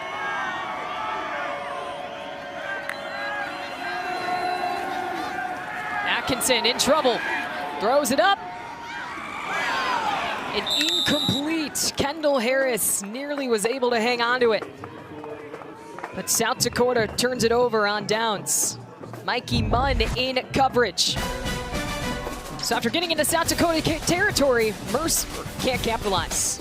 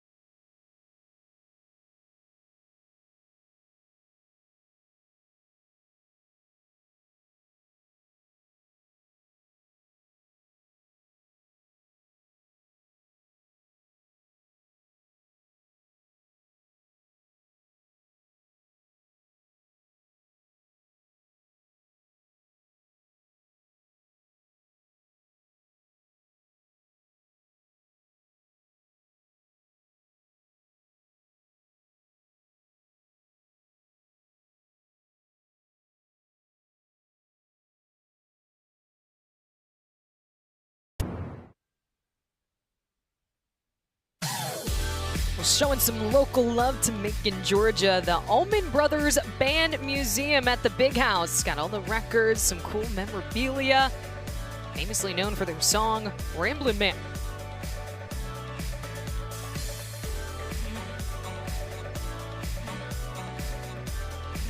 Knight Rider as well. Really cool stuff. And you've also got Jason Aldean, Otis Redding, and Little Richard. Good golly, Miss Molly. I'll be quite honest, I had to get a little bit of a history lesson before the game and do some research. But everyone on the production crew helping me out. On the move. Pass caught by Tyson Bowes. He's down the near sideline, tiptoeing his way all the way to the end zone. Touchdown, Yotes. 63 yards for Tyson Bowes. And when you're running the ball as effective as South Dakota has run all afternoon, you're going to get opportunities like that. But a great block on the outside in the perimeter by Tennell Bryant. Watch the block by number 9 when we show the replay on how he was able to open that up for him to just run around the edge and go untouched, 63 yards for the touchdown. Over 400 yards of offense for South Dakota today, and the extra point is good. Taking a look at it again, Tyson Bowes on the first play of this drive. And watch number 9 right here on the outside. Key block. boom, right there. That key block right there opened it up for Bowles, and he's able to basically just walk down the sideline to the end zone.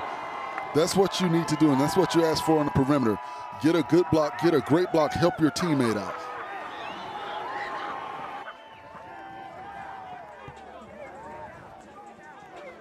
And South Dakota's celebrating. And when we talked to the South Dakota Ball Club, they talked about their travel issues yesterday. Their flight was delayed 3.5 hours. They had some engine trouble. I don't know if I would have been here yet if I had engine trouble, but they actually were able to figure out what the issue was and able to get down here. But they missed out on a lot of their walkthroughs and all of that, and you see the frustration that they've taken out on this Mercer Ball Club this afternoon. Yes, it shifted their whole schedule yesterday. They got in 4 hours later than they had planned, and then you got to wake up for a 12 p.m. kick, which is an hour earlier than what you're used to. But they came out ready to go on the road, and fans clearly making the trip and supporting their Coyotes as well. Braden Smith on the return. It's a good one up to the 30-yard line.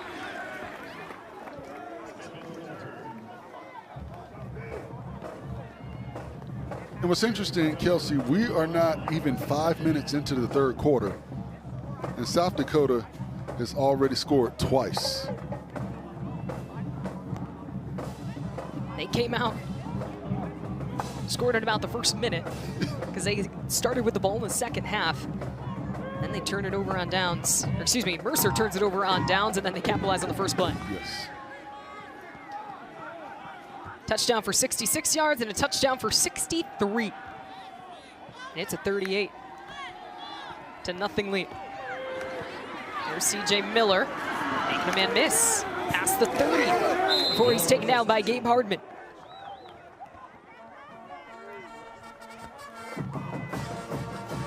Now, when we talked about the previous play by South Dakota, we saw the blocking on the perimeter. Well, watch this play, number 14, Malik Simmons. You've got to make this block. If he makes the block right there on the perimeter, then you don't have the defensive back coming up to slow down Miller. So that's the difference in what we're seeing from the offenses on the football field. When you make those key perimeter blocks, you open up opportunities for your playmakers. Miller on the ground, steam ahead. Needs about 3 on the play. Third down. Coaches often talk about doing your 111th, meaning you do your job and you create opportunities for your teammates. And that is what we've seen throughout this afternoon from this South Dakota Ball Club. Everybody's been doing their 111th.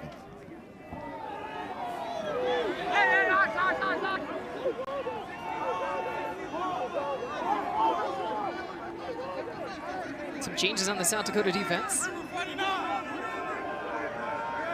3rd and 8. Pressure comes. Atkinson still able to get it off. Pass caught by Malik Simmons. But DeJuan Lewis was all over it. 4th down. And you see they're going with the tackle and twist. They're confusing the offensive lineman. It's immediate pressure on Atkinson. He doesn't have time to look down the field and go through progressions, and that's something that they talked about. They wanted to get immediate pressure on him, make him go through progressions, take away his first read. They've done that very effectively throughout this afternoon. So John McConnell out to punt it away for Mercer. And again, Jack Martins back to receive.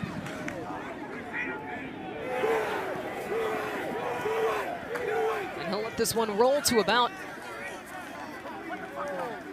the 20-yard line. So South Dakota coming out strong in this second half. They've scored twice so far. Lead by 38.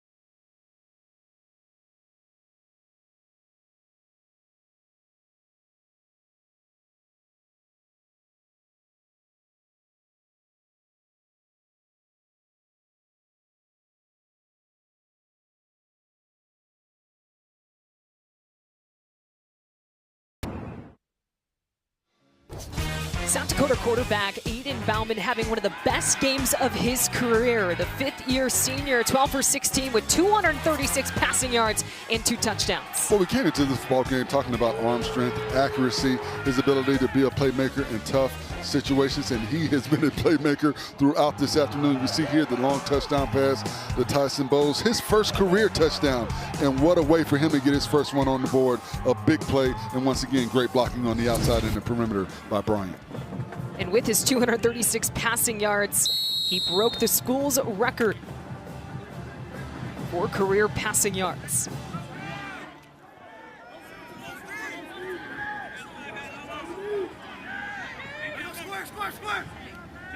He's lined up under center here. Pitches it back to Fletcher, who finds an open lane. Fletcher past the 50. He stays on his feet, but they're going to say he was out. A massive run from the walk-on, Carson Fletcher. And once again, Tanell Bryant, number 9, is out there with the lead block, doing a good job of helping his teammates. You'll see him appear in the picture. See him right there, number 9, doing a good job of getting outside, blocking, getting in front of the defender, Donovan Watkins, making him get down the field, take a different angle to try and get Fletcher out of bounds. 57-yard pickup for Carson Fletcher. And all of a sudden, South Dakota with another opportunity to score in this third quarter.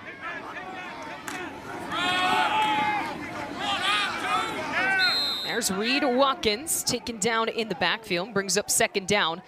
The Coyotes' last 2 drives in this third quarter, all it took was 51 seconds. The second one, 11 seconds to score.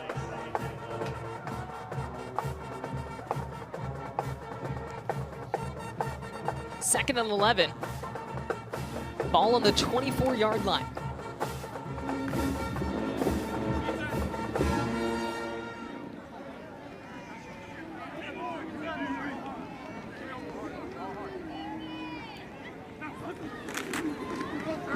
Off to Watkins again. He had the first touchdown of the game, the first of his career. Picks up a few on the play and brings up third down. And for a team only giving up 90 yards rushing, you've got a South Dakota team right now at about 230 yards, and we've still got a quarter and a half to go. So it's like they looked at this game as an opportunity to accept the challenge, and they have fulfilled the challenge of being able to run the football against the best defensive team against the run in FCS football. Mercer held 8 of their last 10 opponents to 72 rushing yards or less. Fletcher able to make something happen out of that play, but it is fourth down for South Dakota. And it looks like Will Leyland will come out to kick the field goal.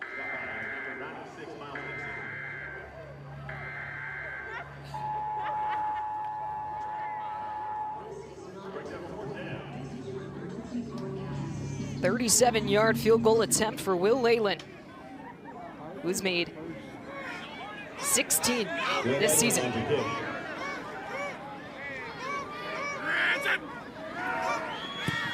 Kick is up, and it is no good, far left. So Leyland can't put it through, and it stays 38-0.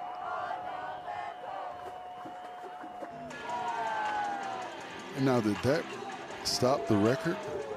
That was extra points. Okay. But you put it out there. It's that negative energy. I'm not taking that. That one was not on me, my friend. Okay, I'll see, that's on you.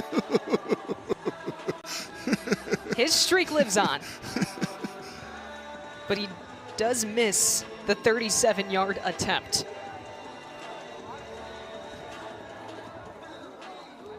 So that is where Mercer will take over. Ball on their own 20. Just under 6 minutes left to play in this third quarter. Atkinson with time connects over the middle of the field. That one caught by Solomon for a Bears first down. And a good job by the offensive line, giving Atkinson the time that he needed to go through his progressions, find the open receiver, and Solomon making himself a target, in the middle of that zone defense. 16-yard catch for Solomon, the redshirt junior, playing in his hometown in Macon, Georgia.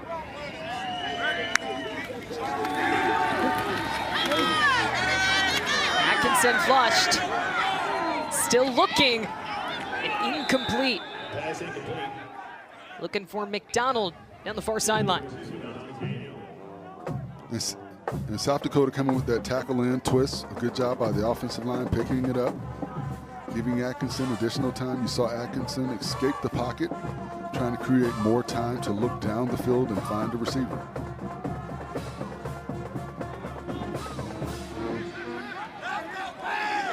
Second and 10. Atkinson hands it off to Doty. And the South Dakota defense was all over it. Third down. And Doty's a track guy. If he's able to get to the outside, he's one of those guys that can burn it and get down the field and be uncatchable because of his explosiveness and his speed. Mercer's only been able to convert on 2 third downs today. They stare at a 3rd and 8 with under 5 to go.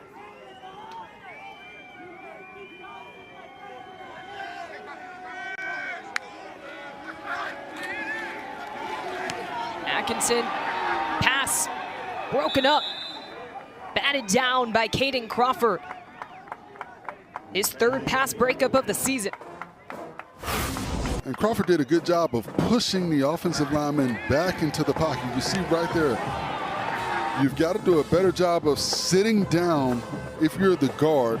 And what the defensive linemen are taught to do, if you can't get to the quarterback, read his eyes, and when he gets ready to release the football, get that big paw up there to knock it down. So a good job by Crawford reading the quarterback Atkinson's eyes and getting his hand up there to knock the ball down.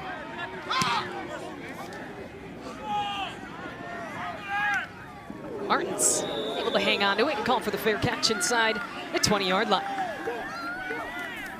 The NCAA FCS Championship coverage continues with the quarterfinals next Saturday on all ESPN platforms. For more information, visit ncaa.com, the home for all NCAA championships. Rain still coming down here in Macon. Ponchos out, umbrellas out. And South Dakota fans are still out in attendance supporting their Coyotes. Hoping to watch them advance to the quarterfinals. Here's 1st and 10 for Bauman. Fenner with the catch. And he's taken down by Donovan Watkins. 8-yard pickup on the play. You have to wonder at this point how long Bauman will stay in the game. I mean, they pretty much got this covered, and you want to start looking at protecting your guys and having your starters ready, rested, and prepared for next week's ball game.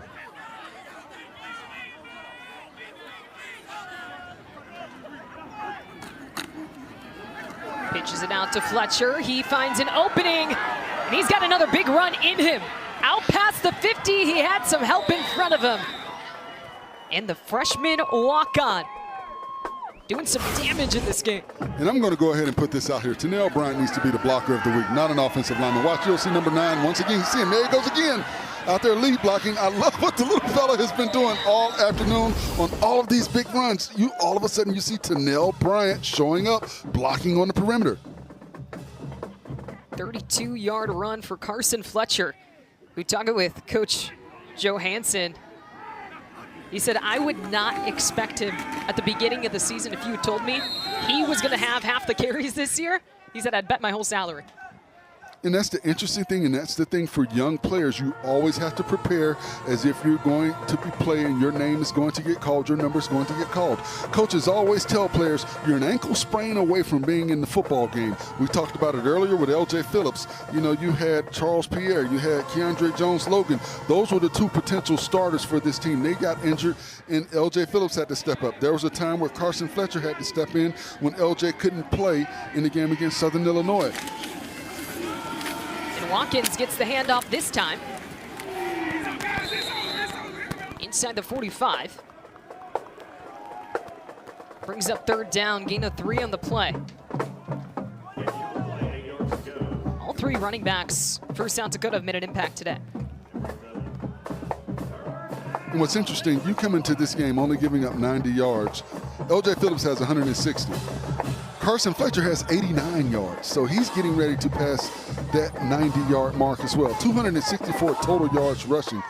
They have had a dominant performance running and passing the football. See a pass here. But taken down, Andrew Zock. Hit Aiden Bauman from behind. 4th down. And you had to know that Zock was going to get there at some point. You see him right there. He beats the offensive tackle, Jacob Orope, around the corner. Orope does a poor job of setting on that play. You've got to get a setback. You've got to get 3 kick steps. You've got to then open that outside shoulder. If you open that outside shoulder prematurely against a pass rusher like Zock, he's going to get around the edge. And you saw on that play. They called it an incomplete pass. SoCon Defensive Player of the Year with a big hit. And forces a 4th down. That snap on the punt.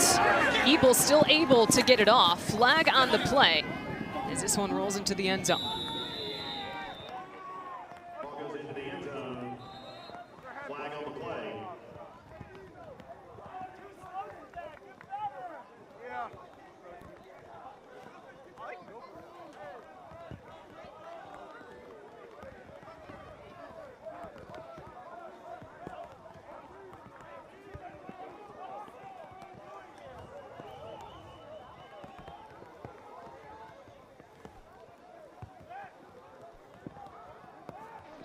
Offside, defense. The penalty will be assessed after the result of the play, which is a touchback. 1st down.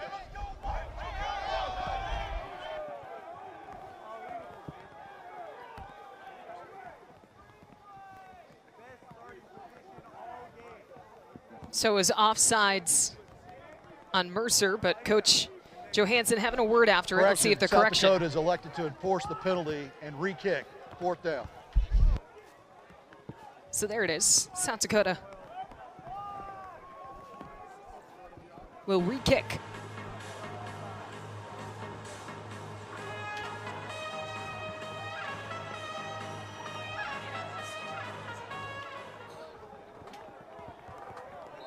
So they will not kick.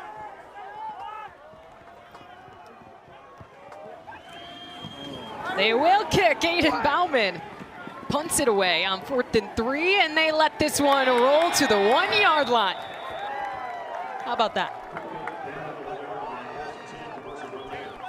You know, Kelsey, when you talk about playing a perfect game right now, you have to say that South Dakota has kind of done any and everything that they've wanted to do. When your quarterback goes and does a pooch kick and kicks it down to the 1-yard line, I mean, you know it's just their day. Bauman, 13 of 18, 241 yards, 2 touchdowns.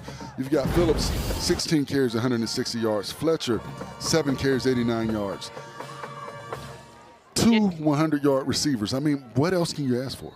Do you think Aiden Bauman's more excited about his several touchdowns or that punt that he just did? He's got to be that pooch kick. He's got to be. And a fumble. And now safety to add. I mean, this is brutal. South Dakota's wanting a safety. It was Atkinson who dropped the ball.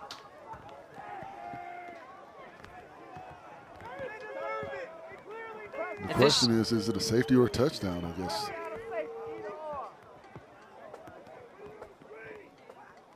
Officials still trying to sort this one out. Maybe the ball was outside of the goal line. Ruling on the field is that the ball was recovered behind the goal line. The result of the play is a safety.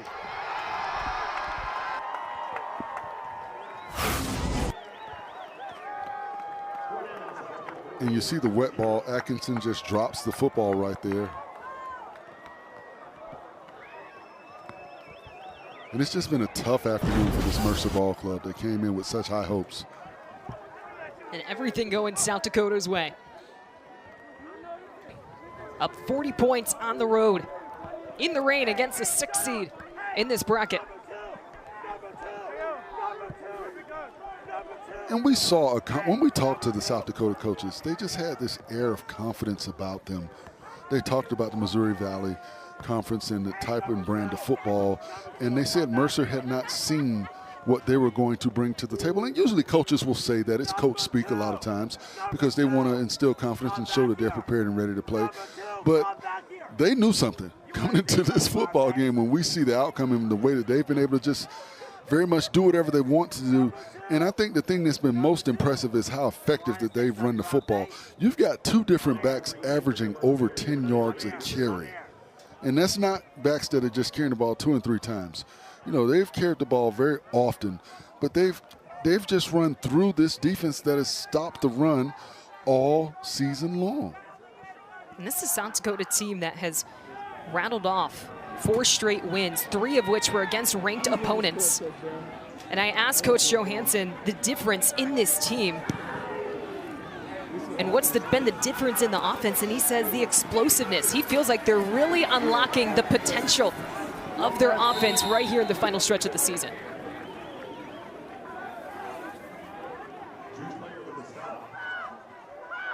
And Braden White on the return. Again, some chippiness on the field after the play.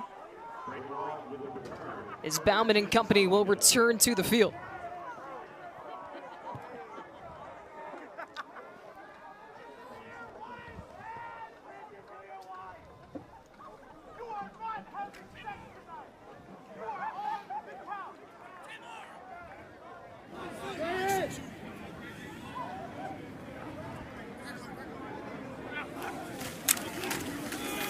Here's Fletcher.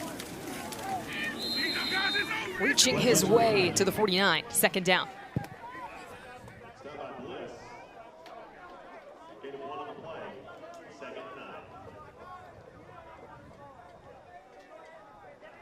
Eight carries, 89 yards for Fletcher in this game.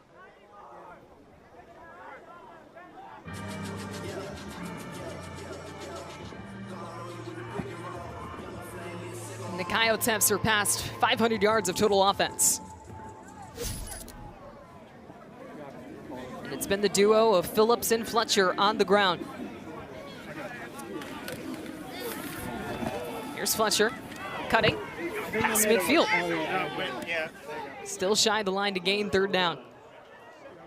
And the offensive line continues to do a good job of firing off with flat backs, getting movement at the point of attack, and being able to climb up to those 2nd-level defenders.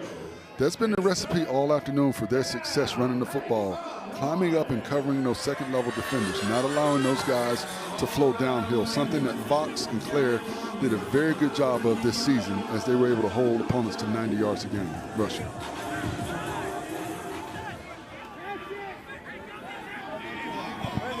South Dakota will have to snap this.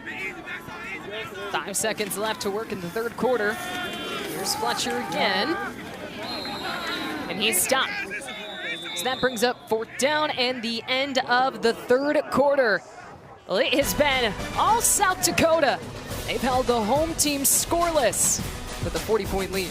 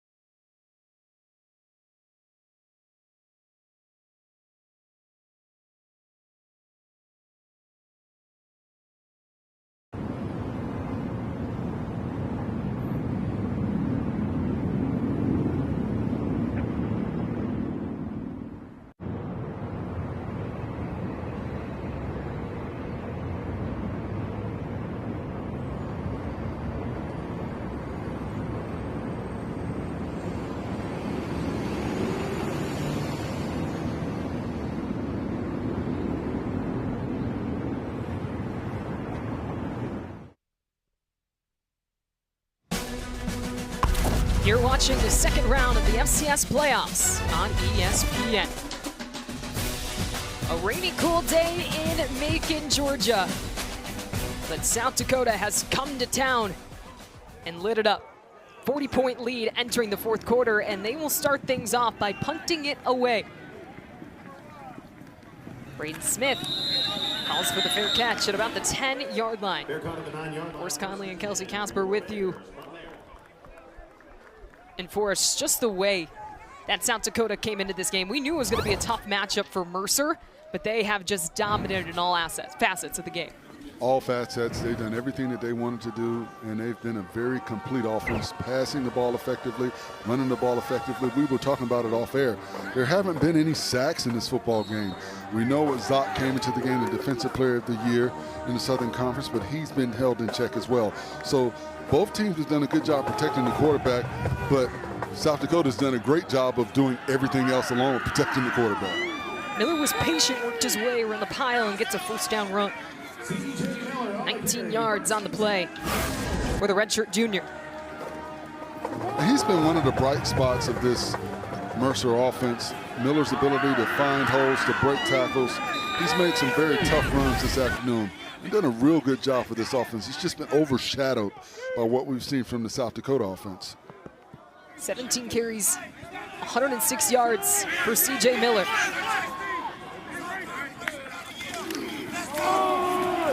On the ground, handoff this time to Ty Doty, who takes it to the 35-yard line, pickup of 8.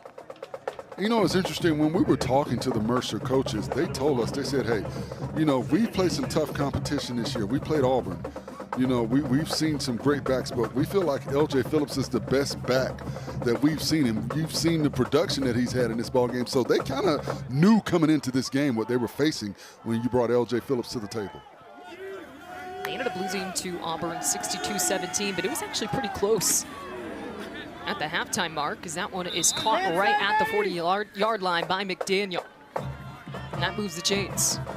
And right now, if you're Mercer, pride is at stake right now. You want to at least score before this game is over. You want to feel like you did something offensively. They've had some positive plays, but you want to at least put a score on the board here for your home crowd.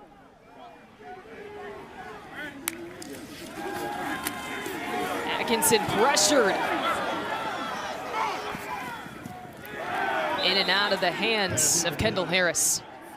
That's happened a handful of times today. A target.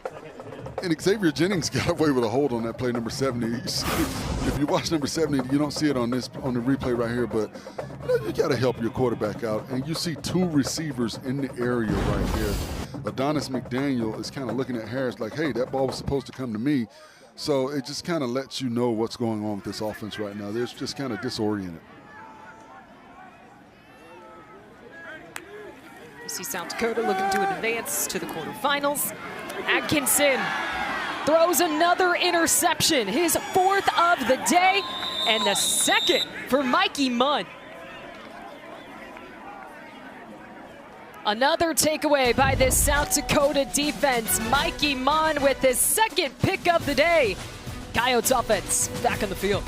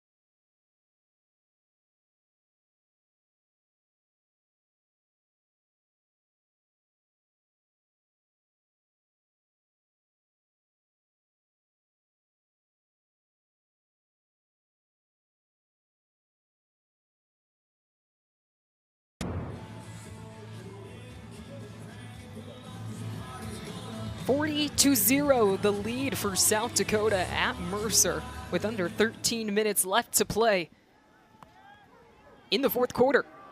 South Dakota back with the ball after another interception. Here's Kirsten Fletcher on the ground, spinning his way to the 35-yard line. In Forest, 4 interceptions on the day for freshman quarterback Braden Atkinson. It was Mikey Munn who had the last pick.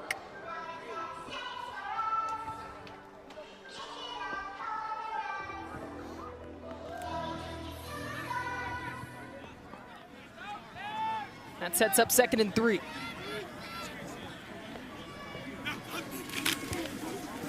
Pitches it out to Fletcher. He's met by Tommy Bliss. Right at the line to gain.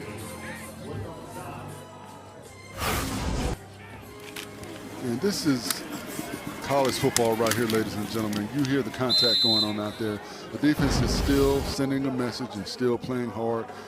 And you've got to appreciate about these young men. They know they're not going to win this football game, but they're still out there playing tough football.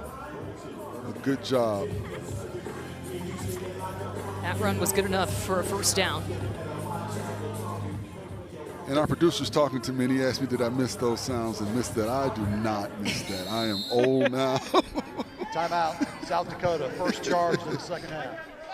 Timeout on the field. Under 12 to go, South Dakota with a 40-point lead.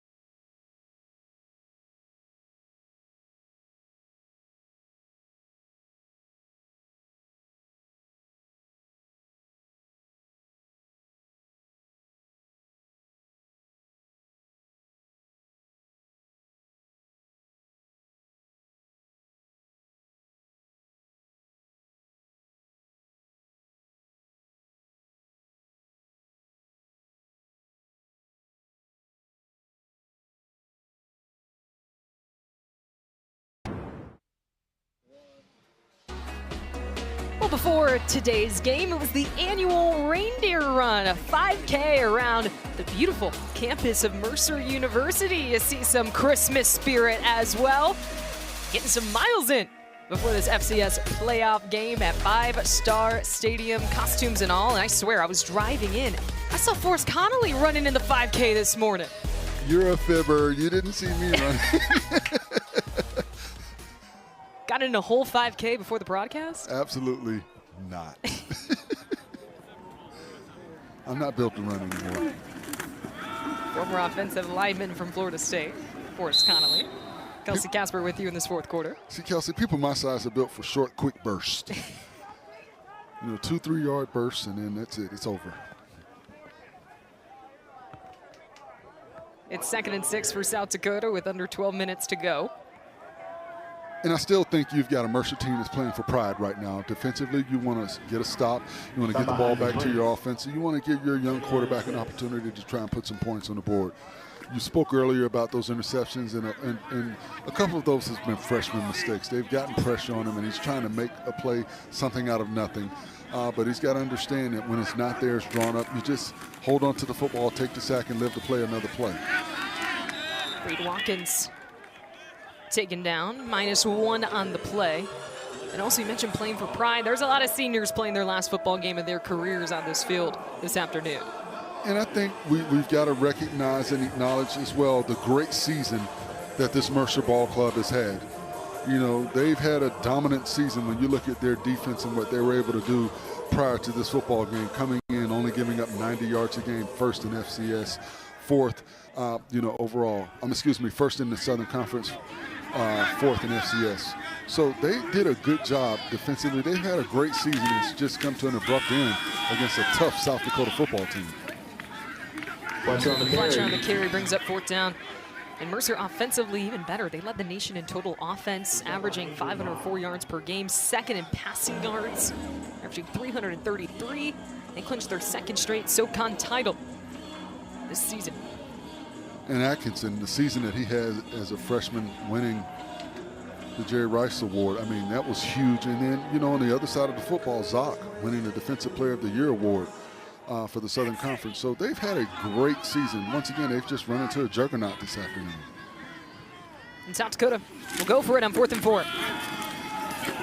Handoff on the outside, weaving his way inside the 10. Tennell Bryant in the end zone for South Dakota.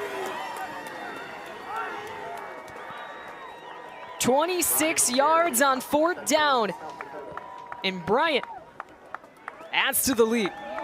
Well, it's almost like you had to give the ball to Tennell Bryant. He's been doing an excellent job blocking on the perimeter. So, hey, let's give the young fella an opportunity to get around the edge and score the touchdown. And you see his ability, the speed when he gets in the open field. He's very difficult to catch. He's an explosive player. He's, you know, one of those guys that you talk about being able to get separation. Well, you saw him separate from those defenders as they try to get over to the field and try to make the tackle. The extra point is good. 47 points on the board for South Dakota as Tennell Bryant earned this opportunity. He scores for the South Dakota lead.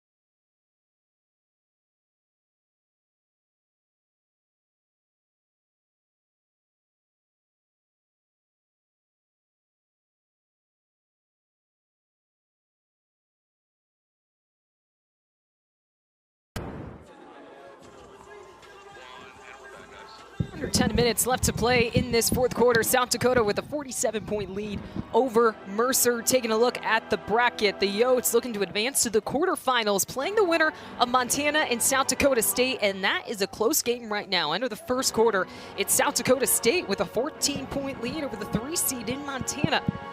There's actually some great games going around the country in the FCS playoffs. North Dakota State up 21-14 over Illinois State at halftime. That's a close game to keep an eye on. Tarleton State up 13-7 over North Dakota. And also, Yale and Montana State. One-score game. It's a 7-0 lead for Montana State in the second quarter. So South Dakota will kick things off. Braden Smith back to receive. Fair catch. Mercer will take And South Dakota defense has been stellar, and they have forced a lot of takeaways in this game. Well, that was a freshman throw right there. Atkinson trying to make something out of nothing. But here, he just didn't put enough air under the football. Mikey Munn able to run under that football. Receiver right here, you've got to help your quarterback out on that play. And then here, throwing off the back foot. A freshman mistake right there, trying to make a play. And Mikey Munn, Johnny on the spot for his second interception this afternoon. 4 turnovers for this Mercer squad, who have not been able to put points on the board in this second round matchup.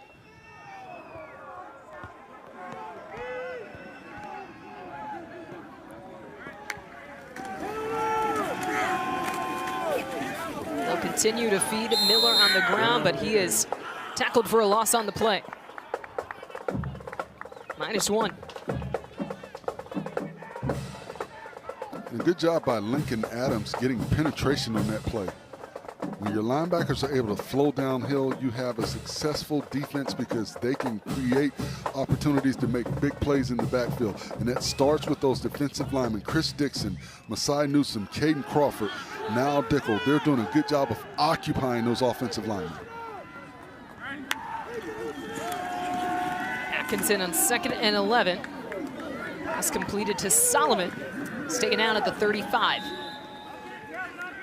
Good pickup, enough to move the chains. Gain of 12 on the play. And a good job by Solomon getting possession of the football, getting his shoulders turned and finding the sticks and getting beyond the sticks to convert that for a first down. Solomon with 2 receptions on the day. He only had 10 on the season coming into this game.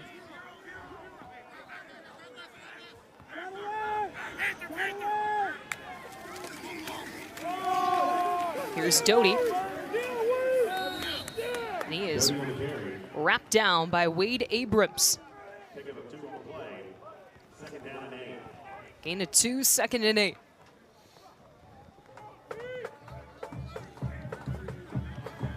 This USD defense coming into this game, forcing 5 turnovers in the last 5 games, all against ranked opponents. It's been an emphasis on takeaways for the Yotes. Quick speed. Doty right up the middle to the 45. And a good job by Doty pressing the line of scrimmage. They go with that orbit action in the backfield, and Doty's able to get the ball and press and find the seam and get north and south and get that first down. Just enough to move the chains. Doty, the 5'9" freshman out of Madison, Alabama. He'll take a seat as Tyrell Cord lines up to the left of Atkinson. Trying to work his way around the pile. He is taken down. Wade Abrams again in for the stop.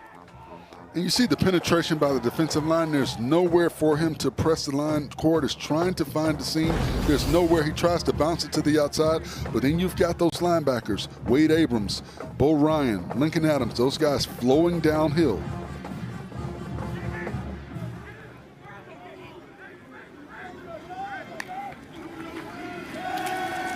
You get to see the arm of Atkinson. Pass completed to Cord.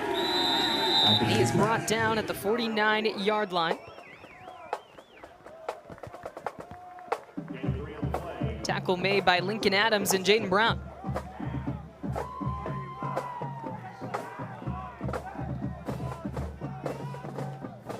Third down for the Bears.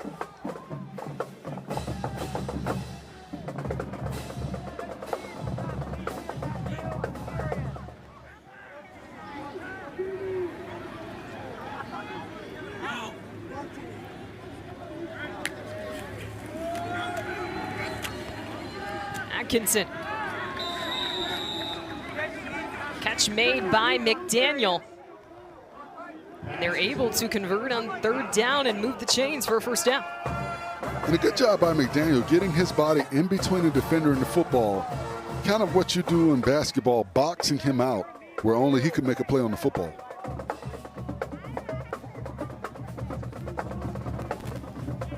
Couple completions for Atkinson on this drive. His receivers have been there to make the catch, something they've struggled with today. Receivers dropping some passes from Atkinson. Out to the 40. On the ground was Ty Doty. 15, please. I want to Second down and 7. not a bad way.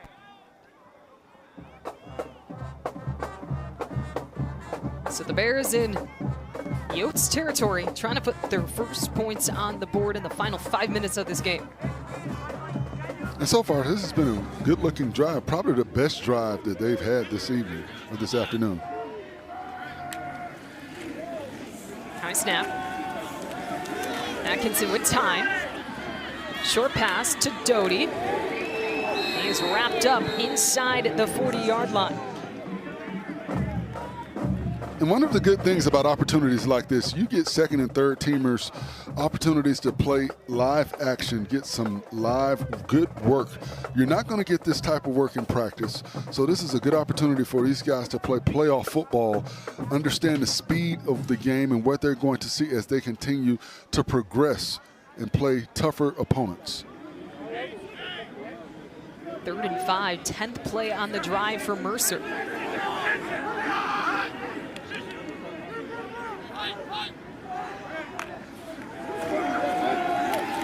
Atkinson. Another pass complete, this time to Braden Smith. Another first down for the Bears. And a good job by Smith locating the sticks, getting beyond the sticks and making himself a target. Often you see guys not get past the sticks, so his awareness of knowing where to be to convert that first down was good for his quarterback.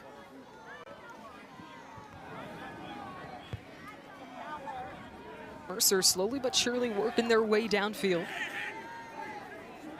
Ball on the Coyotes 31. Doty's spinning, but he is eaten up in the backfield. Bring out the shovels. Carter Hooper with the big tackle for the Oats. And a good job by Hooper disengaging from the offensive lineman, number 74, Amari Atkinson, the second team performer. He did a good job of disengaging and getting his hands on the ball carrier. That's what defensive linemen are taught to do. Engage, identify the ball carrier, disengage, and get the ball carrier down. Loss on the play, 2nd and 12. Right across the middle of the field and nearly picked off. Lincoln Adams getting his hands on it. And I tell you what, Lincoln Adams is doing a good job. You see him reading the quarterback's eyes. I like what I see from this young player. He is going to be a guy to watch as he continues to grow in this defense. The young redshirt freshman out of Lake Zurich High School in Illinois has done an excellent job since he's been in the football game. We've called his name often. Nearly the 5th interception today for South Dakota.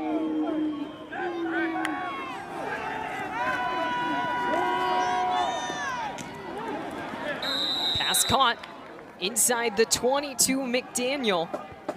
And that'll be another Mercer first down.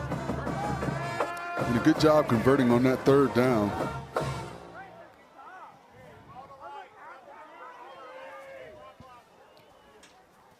And that'll bring us to the final 2 minutes of this matchup.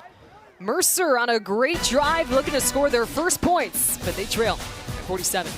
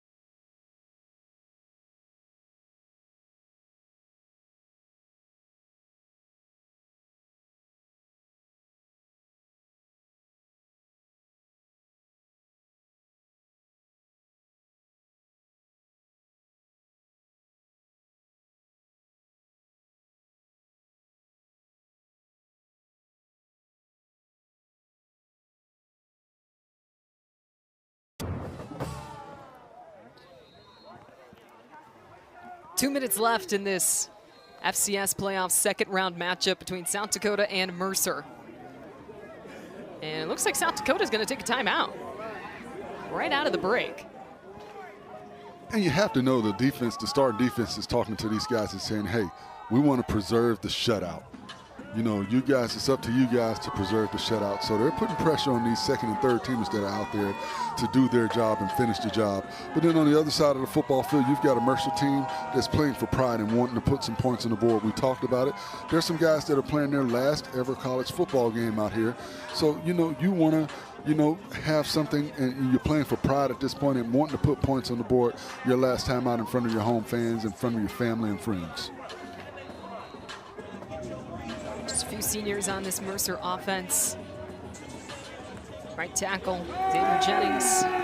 Atkinson drops back, pass caught down the near sideline. Travion Solomon taken out of bounds at about the 10-yard line. This has been Mercer's best drive of the game. 14 plays, just over 7.5 minutes off the clock.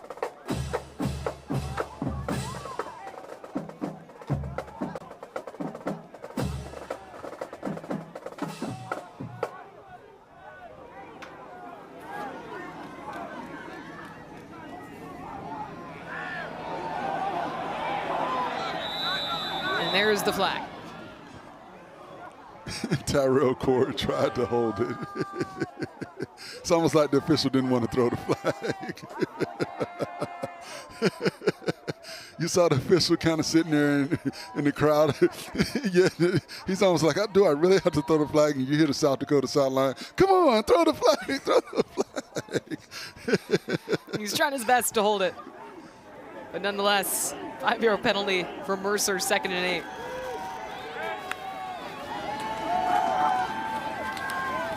Atkinson looking, short pass, here's Cord. We'll squeeze out a few extra yards, it'll bring up 3rd down. And Lincoln Adams again on the play. He has had a really good game in this 4th quarter. 3rd and 6. So it'll be 3rd and 6 for the Bears. Incomplete. Quick pass in and out of the hands of Solomon. 4th down. And that may have been an executive decision right there by Solomon.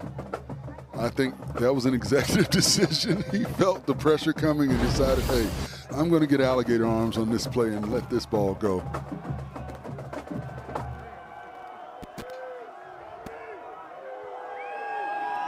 So that'll bring up 4th down. They're going for it.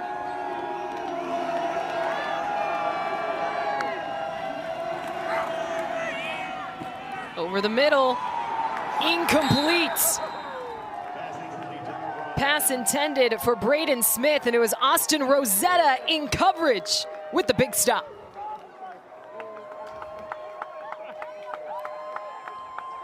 And they're pumped because they had the opportunity to preserve the shutout.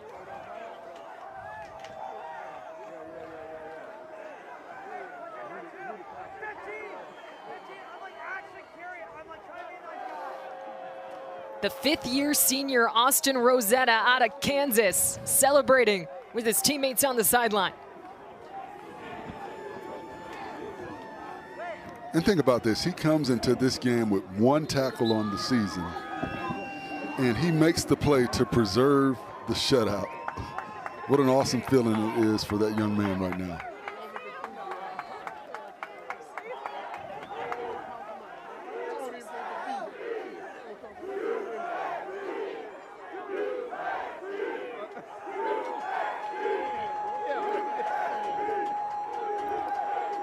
The Coyote fans chanting USD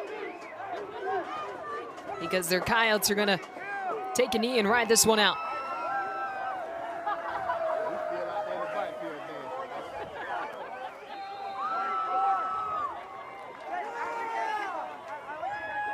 And that will do it. In the rain, fans celebrating because South Dakota comes in on the road and shuts out Mercer to beat the Bears 47-0.